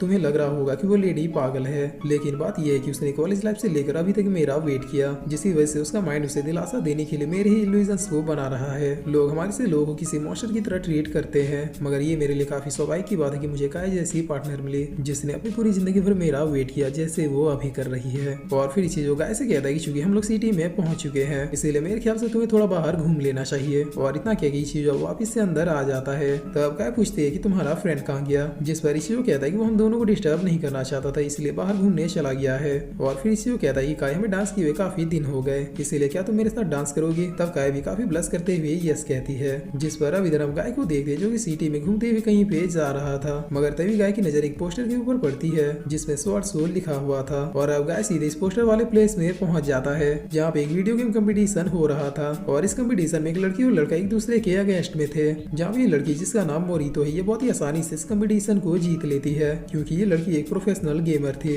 और अब इस कंपटीशन को देखने के बाद गाय कहता है कि अच्छा तो ये बस एक गेम था, मुझे लगा कि यहाँ पे स्वॉर्ड की असली फाइट होगी। जिसके बाद इधर मिशी और काय को देखते हैं जो कि पुराने सॉन्ग्स में डांस कर रहे थे। और इस सीन को देखकर पता नहीं क्यों मुझे कैप्टन अमेरिका की याद आ रही थी, जिस पर अब डांस करते करते काय अचानक से गिर जाती है। तब इसी जो पूछता है कि काय क्या तुम ठीक हो, जिस पर काय कहती है कि बिल्कुल वो मैं थोड़ा थक गई थी। तब ये सुनने के बाद इसी का जो एक्सप्रेशन होता है वो कसम से काफी ज्यादा हार्ट ब्रेकिंग था क्योंकि अब इसी को समझ में आ रहा था कि काय के पास अब ज्यादा वक्त नहीं है, इसीलिए इसी जो काय के लिए वो सब कुछ करने लगता है जिससे काय को खुशी मिलती है। जिस पर अब काय कहती है कि तुम बिल्कुल पहले की तरह ही मेरी केयर करते हो, पता नहीं मैं तुम्हारी इतनी केयर कभी कर भी पाऊंगी या फिर नहीं। तब इसी जो कहता है कि तुम्हें ऐसा सोचने की जरूरत नहीं है, तुम बस इतना बताओ कि आखिर तुम्हारी विशेष क्या है, मैं आज ही तुम्हारी उन सारी विशेष को पूरी कर दूंगा क्योंकि आज मैंने ऑफिस से छुट्टी ले ली है। जिस पर काय अपने पुराने फोटोज को देखते हुए कहती है कि क्या हम लोग बीच पे चले, क्योंकि लास्ट टाइम हम लोग बीच में तब गए थे जब हम लोग कॉलेज में थे। तब इसी जो कहता है कि नो प्रॉब्लम, हम लोग वहाँ पे इस बार सी फूड भी खाएंगे। जिससे सुन के काय बहुत ही खुश होते हुए कहती है कि क्या सच में तुम मुझे बीच पे लेके जाओगे। तब इसी जो कहता है कि बिल्कुल इसीलिए तो मैंने छुट्टी ली है। जिस पर काय बहुत ही खुश होकर यहाँ से जाते हुए कहती है कि तुम बस 2 मिनट वेट करो, मैं रेडी होके आ रही हूँ। तब काय के यहाँ से जाते ही उसके घर का टेलीफोन बजता है जिसमें से एक रिकॉर्डेड वॉइस अपने आप ही कहती है कि मिसेस काय मैं आपकी डॉक्टर बोल रही हूँ। मुझे ये बताते हुए काफी दुख हो रहा है कि अब अगर आपको कोई दूसरा हार्ट अटैक आया तो फिर हम लोग कितनी कोशिश क्यों ना कर ले लेकिन आपको नहीं बचा पाएंगे, इसीलिए आप प्लीज उस पर्सन को जिसका नाम ही चीजो है उसके बारे में दिन रात सोच के इस तरह से घुट घुट के जीना बंद कीजिए। और अगर आपकी फैमिली में कोई और भी है तो फिर उसके साथ रहना शुरू कर दीजिए। तब इस वॉइस को सुन के चीजो खुद को बहुत ही संभालते हुए किसी तरह से बिना कोई एक्सप्रेशन दिए काय के कमरे में पहुंच जाता है, जहाँ पर वो देखता है कि काय ने सारे मिरर्स को ढक के रखा था। और अब काय पीछे से कह रही कि मैं जानती हूँ तुम रियली चीजो नहीं हो, लेकिन मुझे इससे कोई फर्क नहीं पड़ता कि एक इल्यूजन है या फिर कुछ और, मैं हमेशा तुमसे प्यार करती थी, करती हूँ और करती रहूंगी। तो गाइस कौन कह रहा था कि इसकी स्टोरी अच्छी नहीं है, प्लीज मेरे कहने पे आप इस सीरीज को कंप्लीट देखो, प्रॉमिस करता हूँ कि आप डिसअपॉइंट नहीं होगे क्योंकि मैं किसी भी सीरीज को ऐसे ही चूज नहीं करता। और अब सीन चेंज होता है और वापिस से हम इस लड़की को देखते हैं जो अपने केयरटेकर से कह रही थी कि क्या यहाँ पे आइसक्रीम के अलावा कुछ और खाने के लिए नहीं है। और फिर ये लड़की यहाँ से उठ के वॉशरूम में चली जाती है, जहाँ पर तभी ये लड़का आते हुए कहता है कि सॉरी अगर मैंने तुम्हें डरा दिया हो तो। और फिर ये लड़का कहता है कि मोरितो तुम मेरी एंजल हो, मैंने तुम्हें देखकर काफी कुछ सीखा है, इसीलिए मैं तुम्हें थैंक यू कहते हुए बस इतना पूछना चाहता हूँ कि क्या तुम मेरे साथ एक कोलैब करोगे। तब ये सुन के मोरितो बहुत ही भड़कते हुए कहते हैं कि आखिर तुम लोग किस टाइप की चीप पर्सन हो, पहले तो बिना परमिशन के लेडीज वॉशरूम में घुसते हो और फिर ये कहते हो कि मैं तुम्हारी एंजल हूँ, आखिर तुम्हारी हिम्मत कैसे हुई यहाँ पे आने की। और फिर मोरितो यहाँ से जाते हुए कहती कि अब अगर तुम मुझे दोबारा से कहीं दिख गए तो फिर मैं सीधे पुलिस स्टेशन में तुम्हारे खिलाफ कंप्लेंट फाइल करूंगी। जिस पर अब इधर हम फिल्म स्वॉर्ड को देखते हैं जो अपने फ्लैशबैकों को याद करते हुए खुद से कह रहा था कि उसने इस बॉडी को बुरी तरीके से छल्ली कर दिया है, इसीलिए अब जल्दी से मुझे एक नई बॉडी को ढूंढना होगा। तब इधर हम देखते कि मोरितो कहीं पे जा रही होती है, मगर तभी ये लड़का फिर से मोरितो के सामने आते हुए कहता है कि प्लीज मेरी बात सुन लो, अगर तुम मुझसे कोलैब कर लोगी तो फिर मेरे फॉलोअर्स भी बढ़ जाएंगे, और अगर ऐसा नहीं करना चाहती तो फिर बस मेरे कंधे पे हाथ रख के मेरे साथ एक फोटो खिंचवा लो। तब इतना सुनते ही मोरितो अब इस लड़के को पीटने लगती है, क्योंकि ये लड़का धीरे धीरे बहुत ही ज्यादा चीप होते जा रहा था और इस नजारे को फ्लेम स्वॉर्ड भी दूर से ही देख रहा था, जिस पर अब ये लड़का भी गुस्से में आते हुए मोरितो को दीवार में पटक देता है और फिर पागलों की तरह हंसते हुए मोरितो को पीटने लगता है। इतना पीटता है कि मोरितो अब लगभग अधमरी सी हो जाती है, जिस पर तभी फ्लेम स्वॉर्ड इस आदमी की बॉडी को छोड़ते हुए सीधे मोरितो के पास आ जाता है और फिर मोरितो से कहता है कि बस तुम मुझे अपने हाथों में थाम लो,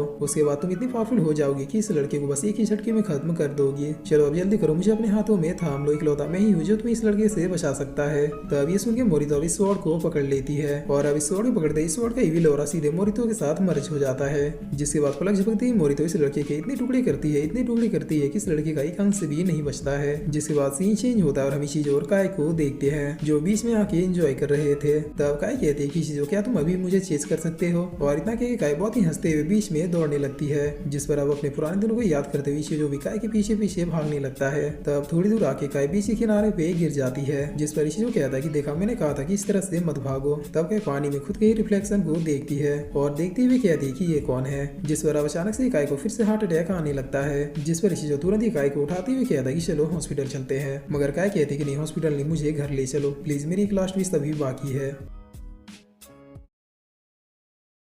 तो लास्ट एपिसोड में हमने देखा था कि काई इशिज़ो को घर चलने के लिए कहती है, जिसके बाद अब सीन चेंज होता है और हम इस लड़की को देखते हैं जो इस फ्लेम स्वॉर्ड की पावर को पाके पूरे सिटी में बहुत ही ज्यादा तबाही मचा रही थे। लेकिन तभी मोरितो किसी को देखते हुए कहती है कि वो कौन है, जिस पर अब हम देखते हैं कि गाय भी यहाँ पे आ जाता है। तब मोरितो गाय के ऊपर भी बहुत सारे फ्लेम को बरसाने लगती है, जिसके लगते गाय की सिरी पावर फिर से अब एक हो जाती है और फिर से गाय का सिरी वाला हैंड भूसमा में ट्रांसफॉर्म हो जाता है। तब इधर सिसोदिया के लोग भी इस नजारे को देख रहे होते हैं और देखते हुए मिस गाय का कहते हैं कि ये तो फ्लेम स्वॉर्ड है, जिसके बाद कायका अपने लोगों को ऑर्डर देती है कि फौरन इस चीजों को कांटेक्ट करो। तब ये दूसरी लेडी कहती है कि हम अभी इस चीजों को कांटेक्ट नहीं कर पा रहे, मगर उस प्लेस पे फ्लेम स्वॉर्ड के अलावा कोई और भी है, जिस पर अब गाय को देखते हुए मिस कायका कहती है कि ये तो वही लड़का है और अब इधर गाय इसके फ्लेम को बहुत ही आसानी से रोक लेता है। तब ये देखकर मोरितो कहती है कि आखिर तुम हो क्या, और फिर मोरितो कहती है कि कोई बात नहीं, मेरे ख्याल से तुम मिनी बॉस हो, जिसे मैं पलक झपकते ही खत्म कर दूंगी। और इतना कहकर मोरितो गाय के ऊपर सीधे एक अटैक कर देती है, जिस पर गाय सीधे जंप करता हुआ मोरितो के पास पहुंच जाता है, मगर चूंकि मोरितो इस स्वॉर्ड के फुल पावर्स का यूज कर पा रही थे,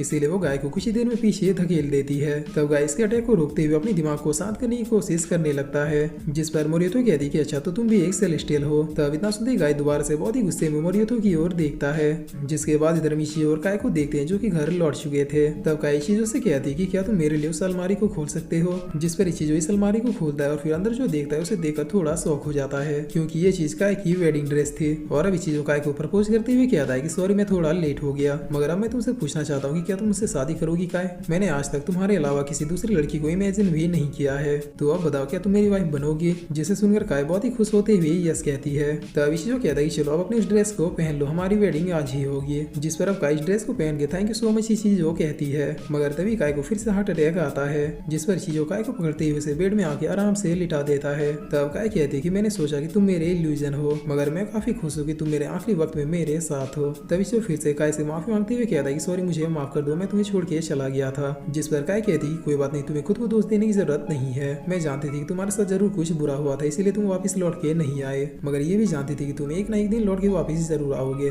और ये मेरी लाइफ का अभी तक का सबसे बेस्ट मोमेंट है। और फिर काय इशिज़ो से कहती है कि मैं तुम्हें हमेशा चाहूंगी, जिसके बाद काय अपनी आंखों को बंद कर लेती है। तब इशिज़ो काय को किस करता हुआ फूट फूट के रोने लगता है। और अब इधर हम देखते हैं कि गाय और मोरितो आपस में फाइट कर रहे थे, जहाँ पर थोड़ी देर के फाइट के बाद मोरितो अब सीधे गाय को मारने के लिए बढ़ जाती है, जिस पर तभी यहाँ पे इशिज़ो का चक्र आके मोरितो को रोक लेता है और फिर लगातार उसके ऊपर अटैक करता हुआ मोरितो को बहुत ही ज्यादा पीछे धकेल देता है। जिस पर अब इशिज़ो को देखते हुए मोरितो कहती कि वो ये तो बिग बॉस है जो मुझे पहले से काफी भड़का हुआ लग रहा है। और इतना कहकर मोरितो अपनी पावर से यूज करते हुए यहाँ से भाग जाती है। तब ये देखकर इशिज़ो कहता है कि लड़की वाकई में चालाक है, जिसके बाद इशिज़ो गाय के पास जाके उसे अपना हाथ देते हुए कहता है कि क्या तुम सच में अपने पावर्स को कंट्रोल करने की कोशिश कर रहे थे, क्योंकि अगर इस लड़की से तुम्हारे अंदर का सीरियो फाइट कर रहा होता तो अभी तक तो इस लड़की का काम तुम्हारे तमाम हो चुका होता। तब गाय उठते हुए कहता है कि क्या तुम्हारा मूड खराब है, क्योंकि ऐसा लग रहा है कि तुम अपनी इमोशंस को छिपा रहे हो। जिस पर इशिजो यहाँ से जाते हुए कहता है कि मैंने उसे खो दिया। तब ये सुन के गाय को भी इशिजो के लिए बहुत ही ज्यादा बुरा लगता है। जिसके बाद ये दोनों यहाँ से कहीं और चले जाते हैं और अब सीन चेंज होता है और हम सिसोदिया का सीन देखते हैं, जहाँ पर कायका मिकी और मार्कस को एक मिशन के बारे में समझा रही थी और समझाते हुए कह रही थी कि तुम लोगों को कोल्ड स्लीप से इसलिए जगाया गया है क्योंकि तुम दोनों को ये वेपन किसी भी हालत में लेके आना है। जिस पर मिकी और मार्कस सीधे अपने मिशन में निकल जाते हैं, जहाँ पर कायका इन दोनों को गाइड कर रही थी।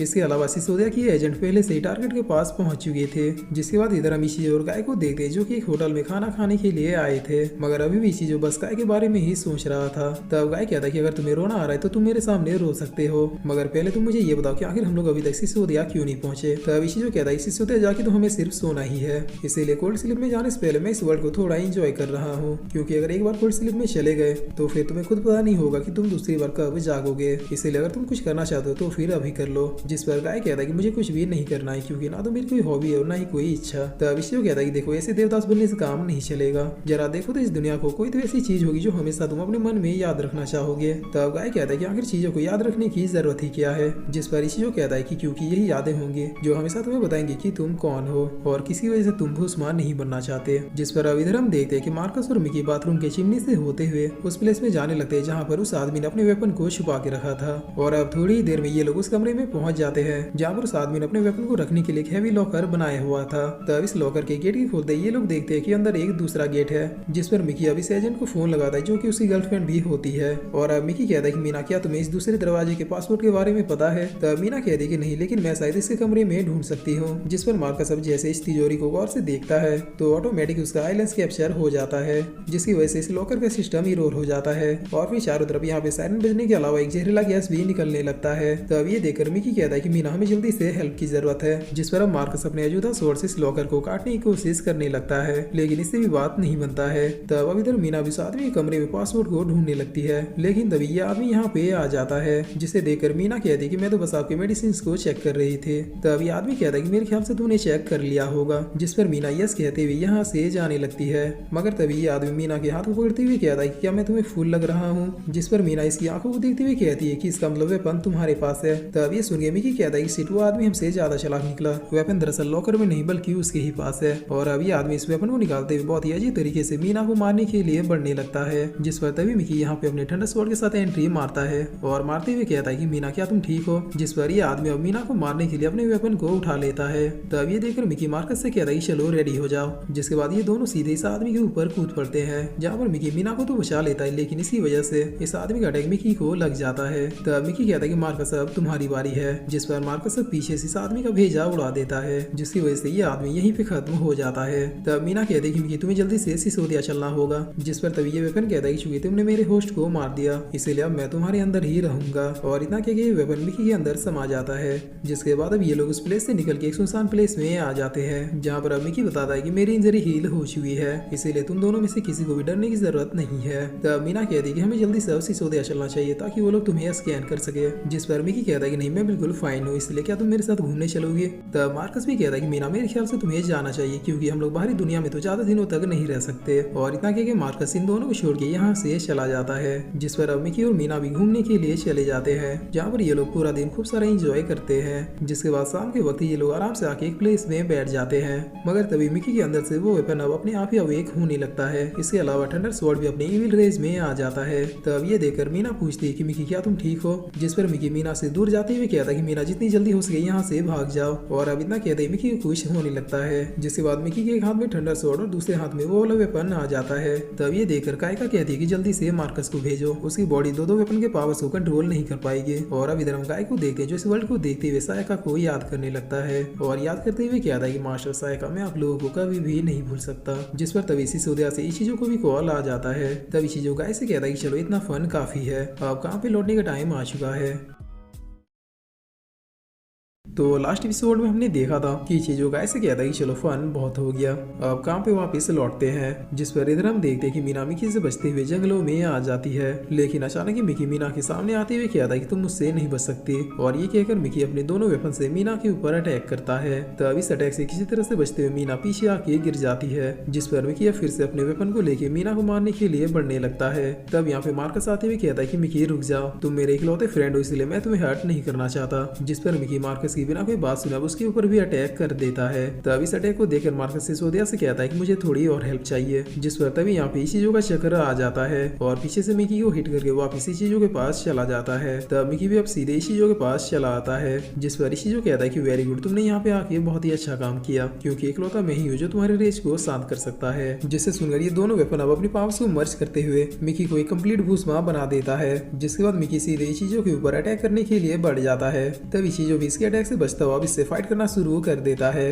और अब थोड़ी देर फाइट करने के बाद चीजों कहता है कि ये थोड़ा रेयर केस है, ये कंप्लीट भूसमा बनने के बावजूद भी मैं इसके अंदर मिकी के ऑरा को फील कर सकता हूँ। जिस पर मिकी अब अपने वेपन को पटकते हुए यहाँ पर एक बहुत ही बड़े धमाके को क्रिएट करता है। तब इस धमाके को देखकर गाय का सिरी वाला हैंड अपने आप ही अवेक होने की कोशिश करने लगता है, जिसे देखकर मार्कस कहता है कि क्या तुम भी एक सेलेस्टियल हो। तब गाय कहता है कि हाँ, लेकिन मैं अपनी पावर्स को कंट्रोल नहीं कर सकता। जिस पर इधर मिकी अपने दोनों वेपन के पावर्स को मर्ज करते हुए यहाँ पे एक बहुत ही बड़ा फ्यूजन अटैक क्रिएट करता है, और फिर इस अटैक को यहीं पे ब्लास्ट कर देता है। तब इस धमाके से चीजों खुद को संभाल ही रहा होता है, जिस पर तभी मिकी दोबारा से चीजों के ऊपर अटैक करने के लिए आ जाता है। तब ये देखकर चीजों अपने चक्रों को मिकी की ओर भेजता है, मगर इससे भी अब कोई फायदा नहीं होता है। जिसके बाद मिकी चीजों के ऊपर एक अटैक करता हुआ उसे नीचे गिरा देता है। तब ये देखकर गाय चिल्लाते हुए कहता है कि चीजों क्या तुम ठीक हो, और इतना कहते ही गाय का सिर वाला हैंड फिर से ट्रांसफॉर्म हो जाता है। जिसके बाद गाय सीधे मिकी से फाइट करने के लिए कूद पड़ता है, और इस बार गाय खुद के कंट्रोल में होते हुए भी मिकी से बहुत ही अच्छे से फाइट करता है। तब मिकी फिर से एक फ्यूजन अटैक को क्रिएट करता है, जिसे देखकर चीजों कहता है कि गाय हटो वहां से, और ये कहकर चीजों बहुत ही तेजी से आके उस अटैक को खुद के ऊपर ही झेल लेता है, जिसकी वजह से चीजों बहुत ही इंजर्ड होकर सीधे जमीन में गिर जाता है। तब मीना पीछे से कहती है कि मिकी रुक जाओ, मैं जानती हूँ तुम मुझे सुन सकते हो, इसीलिए प्लीज ये सब रोक दो, तुम्हें भी पता है कि तुम एक मॉन्स्टर नहीं हो। जिस पर तभी गाय मौका देख के मिकी के ऊपर एक बहुत ही बेहतरीन अटैक करता है, जिसकी वजह से मिकी का ये भूसमा रूप बहुत ही बुरी तरीके से इंजर्ड हो जाता है, और इसके साथ ही मिकी अब इस भूसमा रूप से बाहर आ जाता है।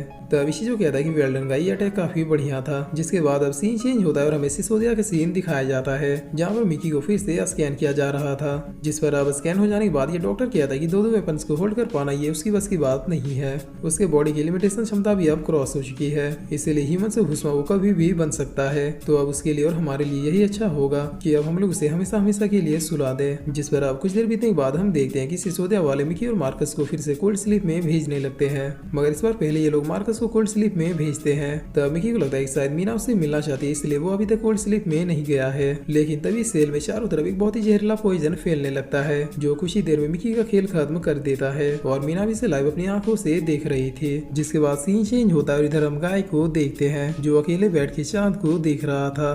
तब यहाँ पीछे जो आते हुए कहता है कि तुम पिछले 5 घंटे से चांद को देख रहे हो। जिस पर गाय कहता है कि क्या तुम श्योर हो कि तुम्हें हॉस्पिटल नहीं जाना है। तब इसी जो कहता है कि नहीं, ये बहुत ही जल्दी हील हो जाएगा, और फिर इसी जो कहता है कि अगर तुम मुझे थैंक यू कहना चाहते हो तो फिर खुल के कह सकते हो। जिस पर गाय कहता है कि मैं थैंक यू नहीं कहने वाला, क्योंकि मैं उस अटैक को संभाल सकता था। तब इसी जो कहता है कि तुम नहीं कर पाते क्योंकि तुम वीक हो। जिस पर गाय कहता है कि मैं वीक नहीं हूँ, अगर तुम चाहो तो मुझसे दो हाथ कर सकते हो। तब इसी जो कहता है कि क्या तुम्हें अपनी लाइफ में अपने अलावा किसी और से प्यार है। जिस पर गाय कहता है कि नहीं। तब गाय कहता है कि इसीलिए तो तुम एक्सट्रीमली वीक हो, तुम्हारे पास कोई है ही नहीं जिससे तुम्हें प्रोटेक्ट करने की चिंता हो, इसीलिए तुम्हारे अंदर का शरीर तुम्हारे ऊपर बहुत ही जल्दी हावी हो जाता है, क्योंकि तुम्हें ना तो अपनी लाइफ की परवाह है और ना ही किसी और की। और अब सीन चेंज होता है और हम मिस्टर किएत्सु को देखते हैं, जिनके पास गावी का एक सीनियर मेंबर आया हुआ था, जो मिस्टर किएत्सु से अपने गावी क्लैन के उस मेंबर के बारे में पूछ रहे थे। तब मिस्टर किएत्सु उस आदमी के बारे में इन्हें सब कुछ बताते हैं कि आखिर किस तरह से वो भूसमा उसी पर्सन के शैडो में छुपा हुआ था, और मौका देकर उसने कैसे उस पर्सन को मार डाला। तब ये सीनियर कहता है कि अच्छा, तो फिर उस भूसमा का क्या हुआ। तब मिस्टर किएत्सु कहता है कि तुम्हारे आदमी को मारने के बाद वो भूसमा गाय के साथ फाइट करने लगा, और जब गाय ने उसे बुरी तरीके से डिफीट कर दिया तो फिर वो सीधे अपनी जान बचा के यहाँ से भाग गया। जिससे सुन के ये सीनियर कहता है कि आखिर ये गाय कौन है जो इतना पावरफुल है कि उससे एक भूसमा भी डर के भाग गया। तब मिस्टर किएत्सु कहता है कि गाय एक 16 साल का लड़का है जो एक कर्ज के साथ पैदा हुआ था। जिस पर ये सीनियर कहते हैं कि कैसा कर्ज। तब मिस्टर किएत्सु कहते हैं कि सिरियू का कर्ज। जिससे सुन के ये सीनियर कहता है कि मैं उस लड़के से मिलना चाहता हूँ। तब मिस्टर किएत्सु बताते हैं कि वो लड़का सिसोदिया जा चुका है।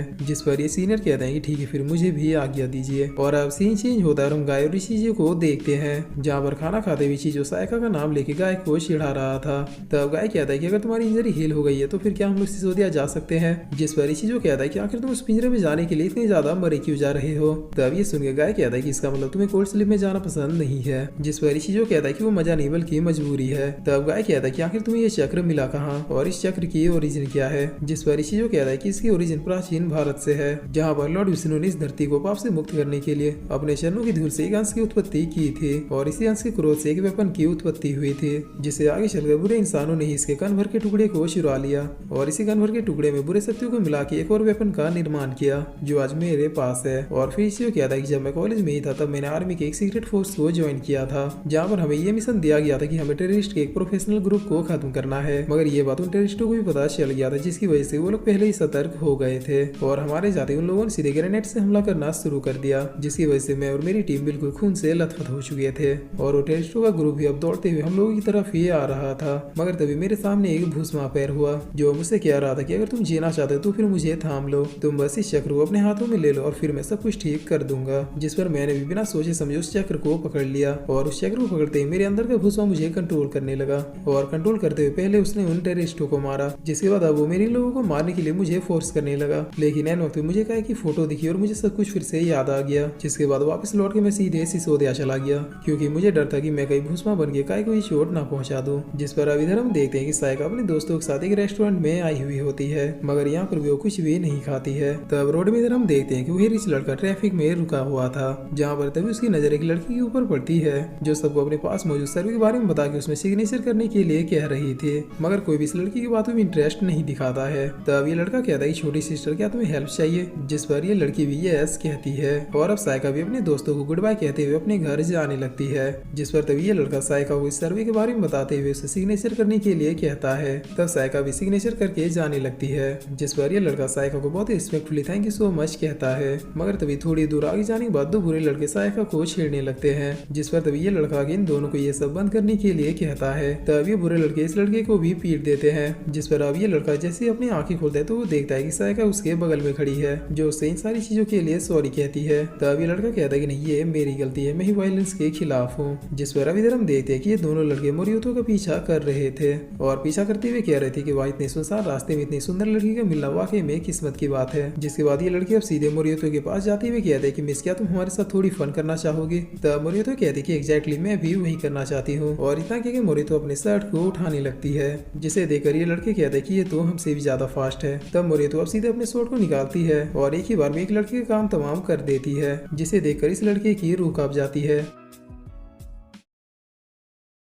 तो लास्ट एपिसोड में हमने देखा था कि ये दोनों बुरे लड़के मोरियोतो का पीछा कर रहे थे, जिस पर मोरियोतो भी इन दोनों लड़कों के फुल मजे लेते हुए अब सीधे अपने फ्लेमिंग स्वॉर्ड को निकाल लेती है और फिर पलक झपकते ही लेफ्ट वाले का काम तमाम कर देती है। तब ये देखकर राइट वाले लड़के की 2 फट के फ्लावर हो जाती है, जिसके बाद इधर हम देखते हैं कि गाय भी इसी प्लेस से होके गुजर रहा था और अब ये लड़का बचा बचा चिल्लाते हुए सायका और इस लड़के की ओर आने लगता है, मगर मोरियोतो इस लड़के को भी जला के राख कर देती है। तब ये देखकर सायका और ये लड़का दोनों ही बहुत ही ज्यादा शौक हो जाते हैं और शौक होते हुए कहते हैं कि आखिर ये है क्या।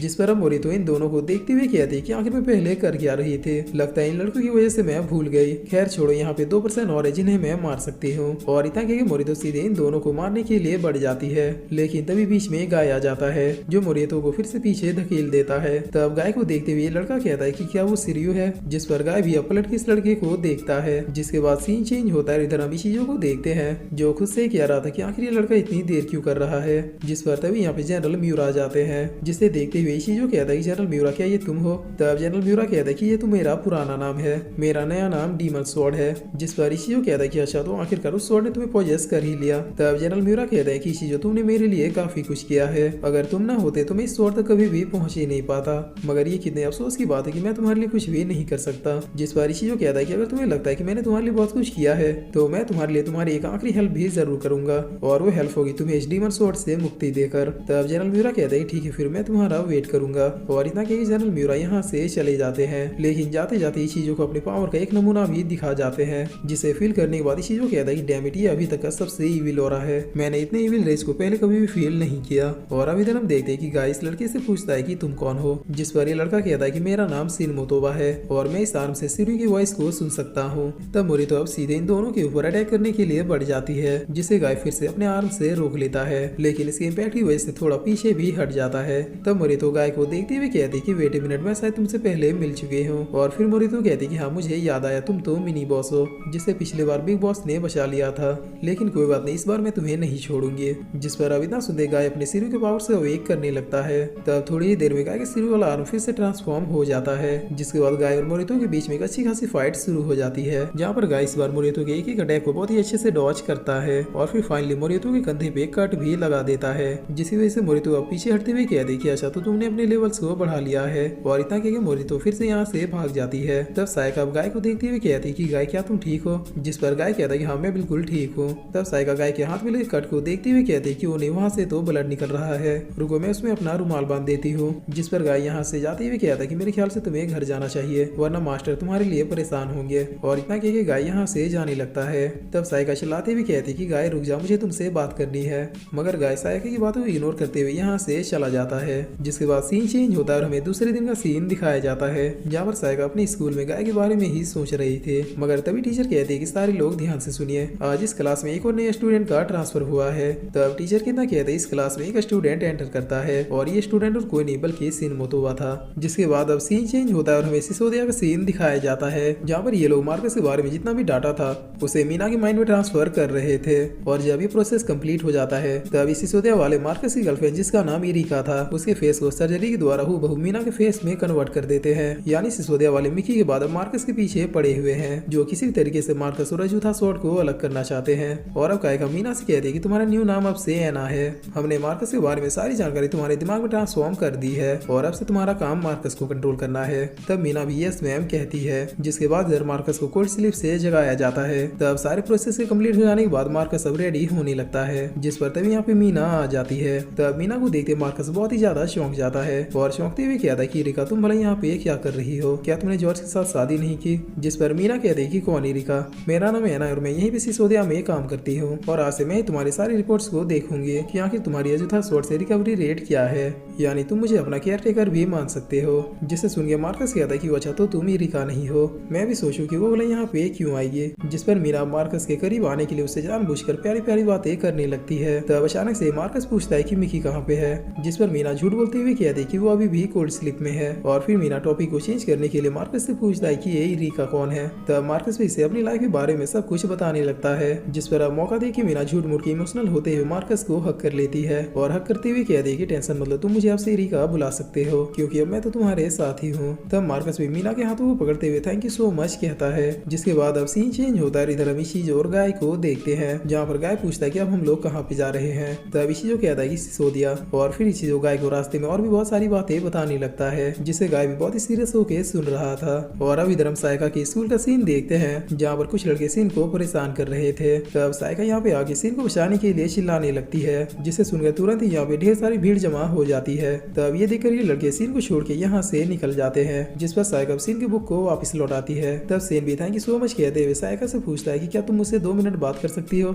जिस पर सायका भी ओके कहती है। और अब एक दूसरे प्लेस में आके सीन सायका से पूछता है कि क्या तुम उस लड़के को जानती थी जिसने हमें उस दिन उस लड़की से बचाया था। तब सायका कहती है कि उस लड़के का नाम गाय है और वो हमारी फैमिली से बिलोंग करता है, हम दोनों एक साथ ही बचपन से बड़े हुए हैं और वो हमेशा ही मुझे प्रोटेक्ट करते आया है। तब ये सुन के सीन कहता है कि गाय काफी ट्रेडिशनल नाम है। जिस पर अब इधर हम सिसोदिया का सीन देखते हैं, जहाँ पर इशिजो गाय को लेके पहुंच चुका था। तब गाय का थोड़ा गुस्से में कहती कि इशिजो आखिर तुम खुद को समझते क्या हो, क्या तुम्हें ये लगता है कि सिसोदिया बस एक मजाक है? जिस पर इशिजो कहता है कि तुम इतना ज्यादा नाराज क्यों हो रही हो, मैं तो बस अपनी लाइफ में थोड़ा फन कर रहा था। जिस पर कायका अब गाय से मिलते हुए कहती है कि सिसोदिया में तुम्हारा स्वागत है। और फिर कायका कहती है कि इशिजो अब तुम्हें फिर से कोल्ड स्लीप में जाना होगा क्योंकि ऑलरेडी तुमने अपने वेपन के सेफ लिमिट को क्रॉस कर दिया है, यानी अब अगर तुमने अपने पावर से यूज किया तो फिर तुम एक भूसमा भी बन सकते हो। तब इशिजो कहता है कि मैं कोल्ड स्लीप में नहीं जा रहा क्योंकि मेरा आखिरी काम अभी बाकी है। जिस पर कायका पूछती है कि कौन सा काम। तब इशिजो कहता है कि तुम्हारे फादर को रोकने का काम। जिस पर अब इतना सुनते कायका अपने फादर के साथ बिताए हुए पलों को याद करने लगती है। और फिर कायका इशिजो से कहती है कि वेट करो, मैं परमिशन लेने जा रही हूँ। जिसके बाद हम देखते हैं कि एलियन एक्स जैसे दिखने वाले लोग कायका को इस बात के लिए परमिशन दे देते हैं और देते हुए कहते हैं कि सोच लो, या तो इस फाइट में तुम्हारे फादर मरेंगे या फिर इशिजो, इसीलिए इस बैटल को होने देना या फिर टालना ये सब तुम्हारे हाथ में है।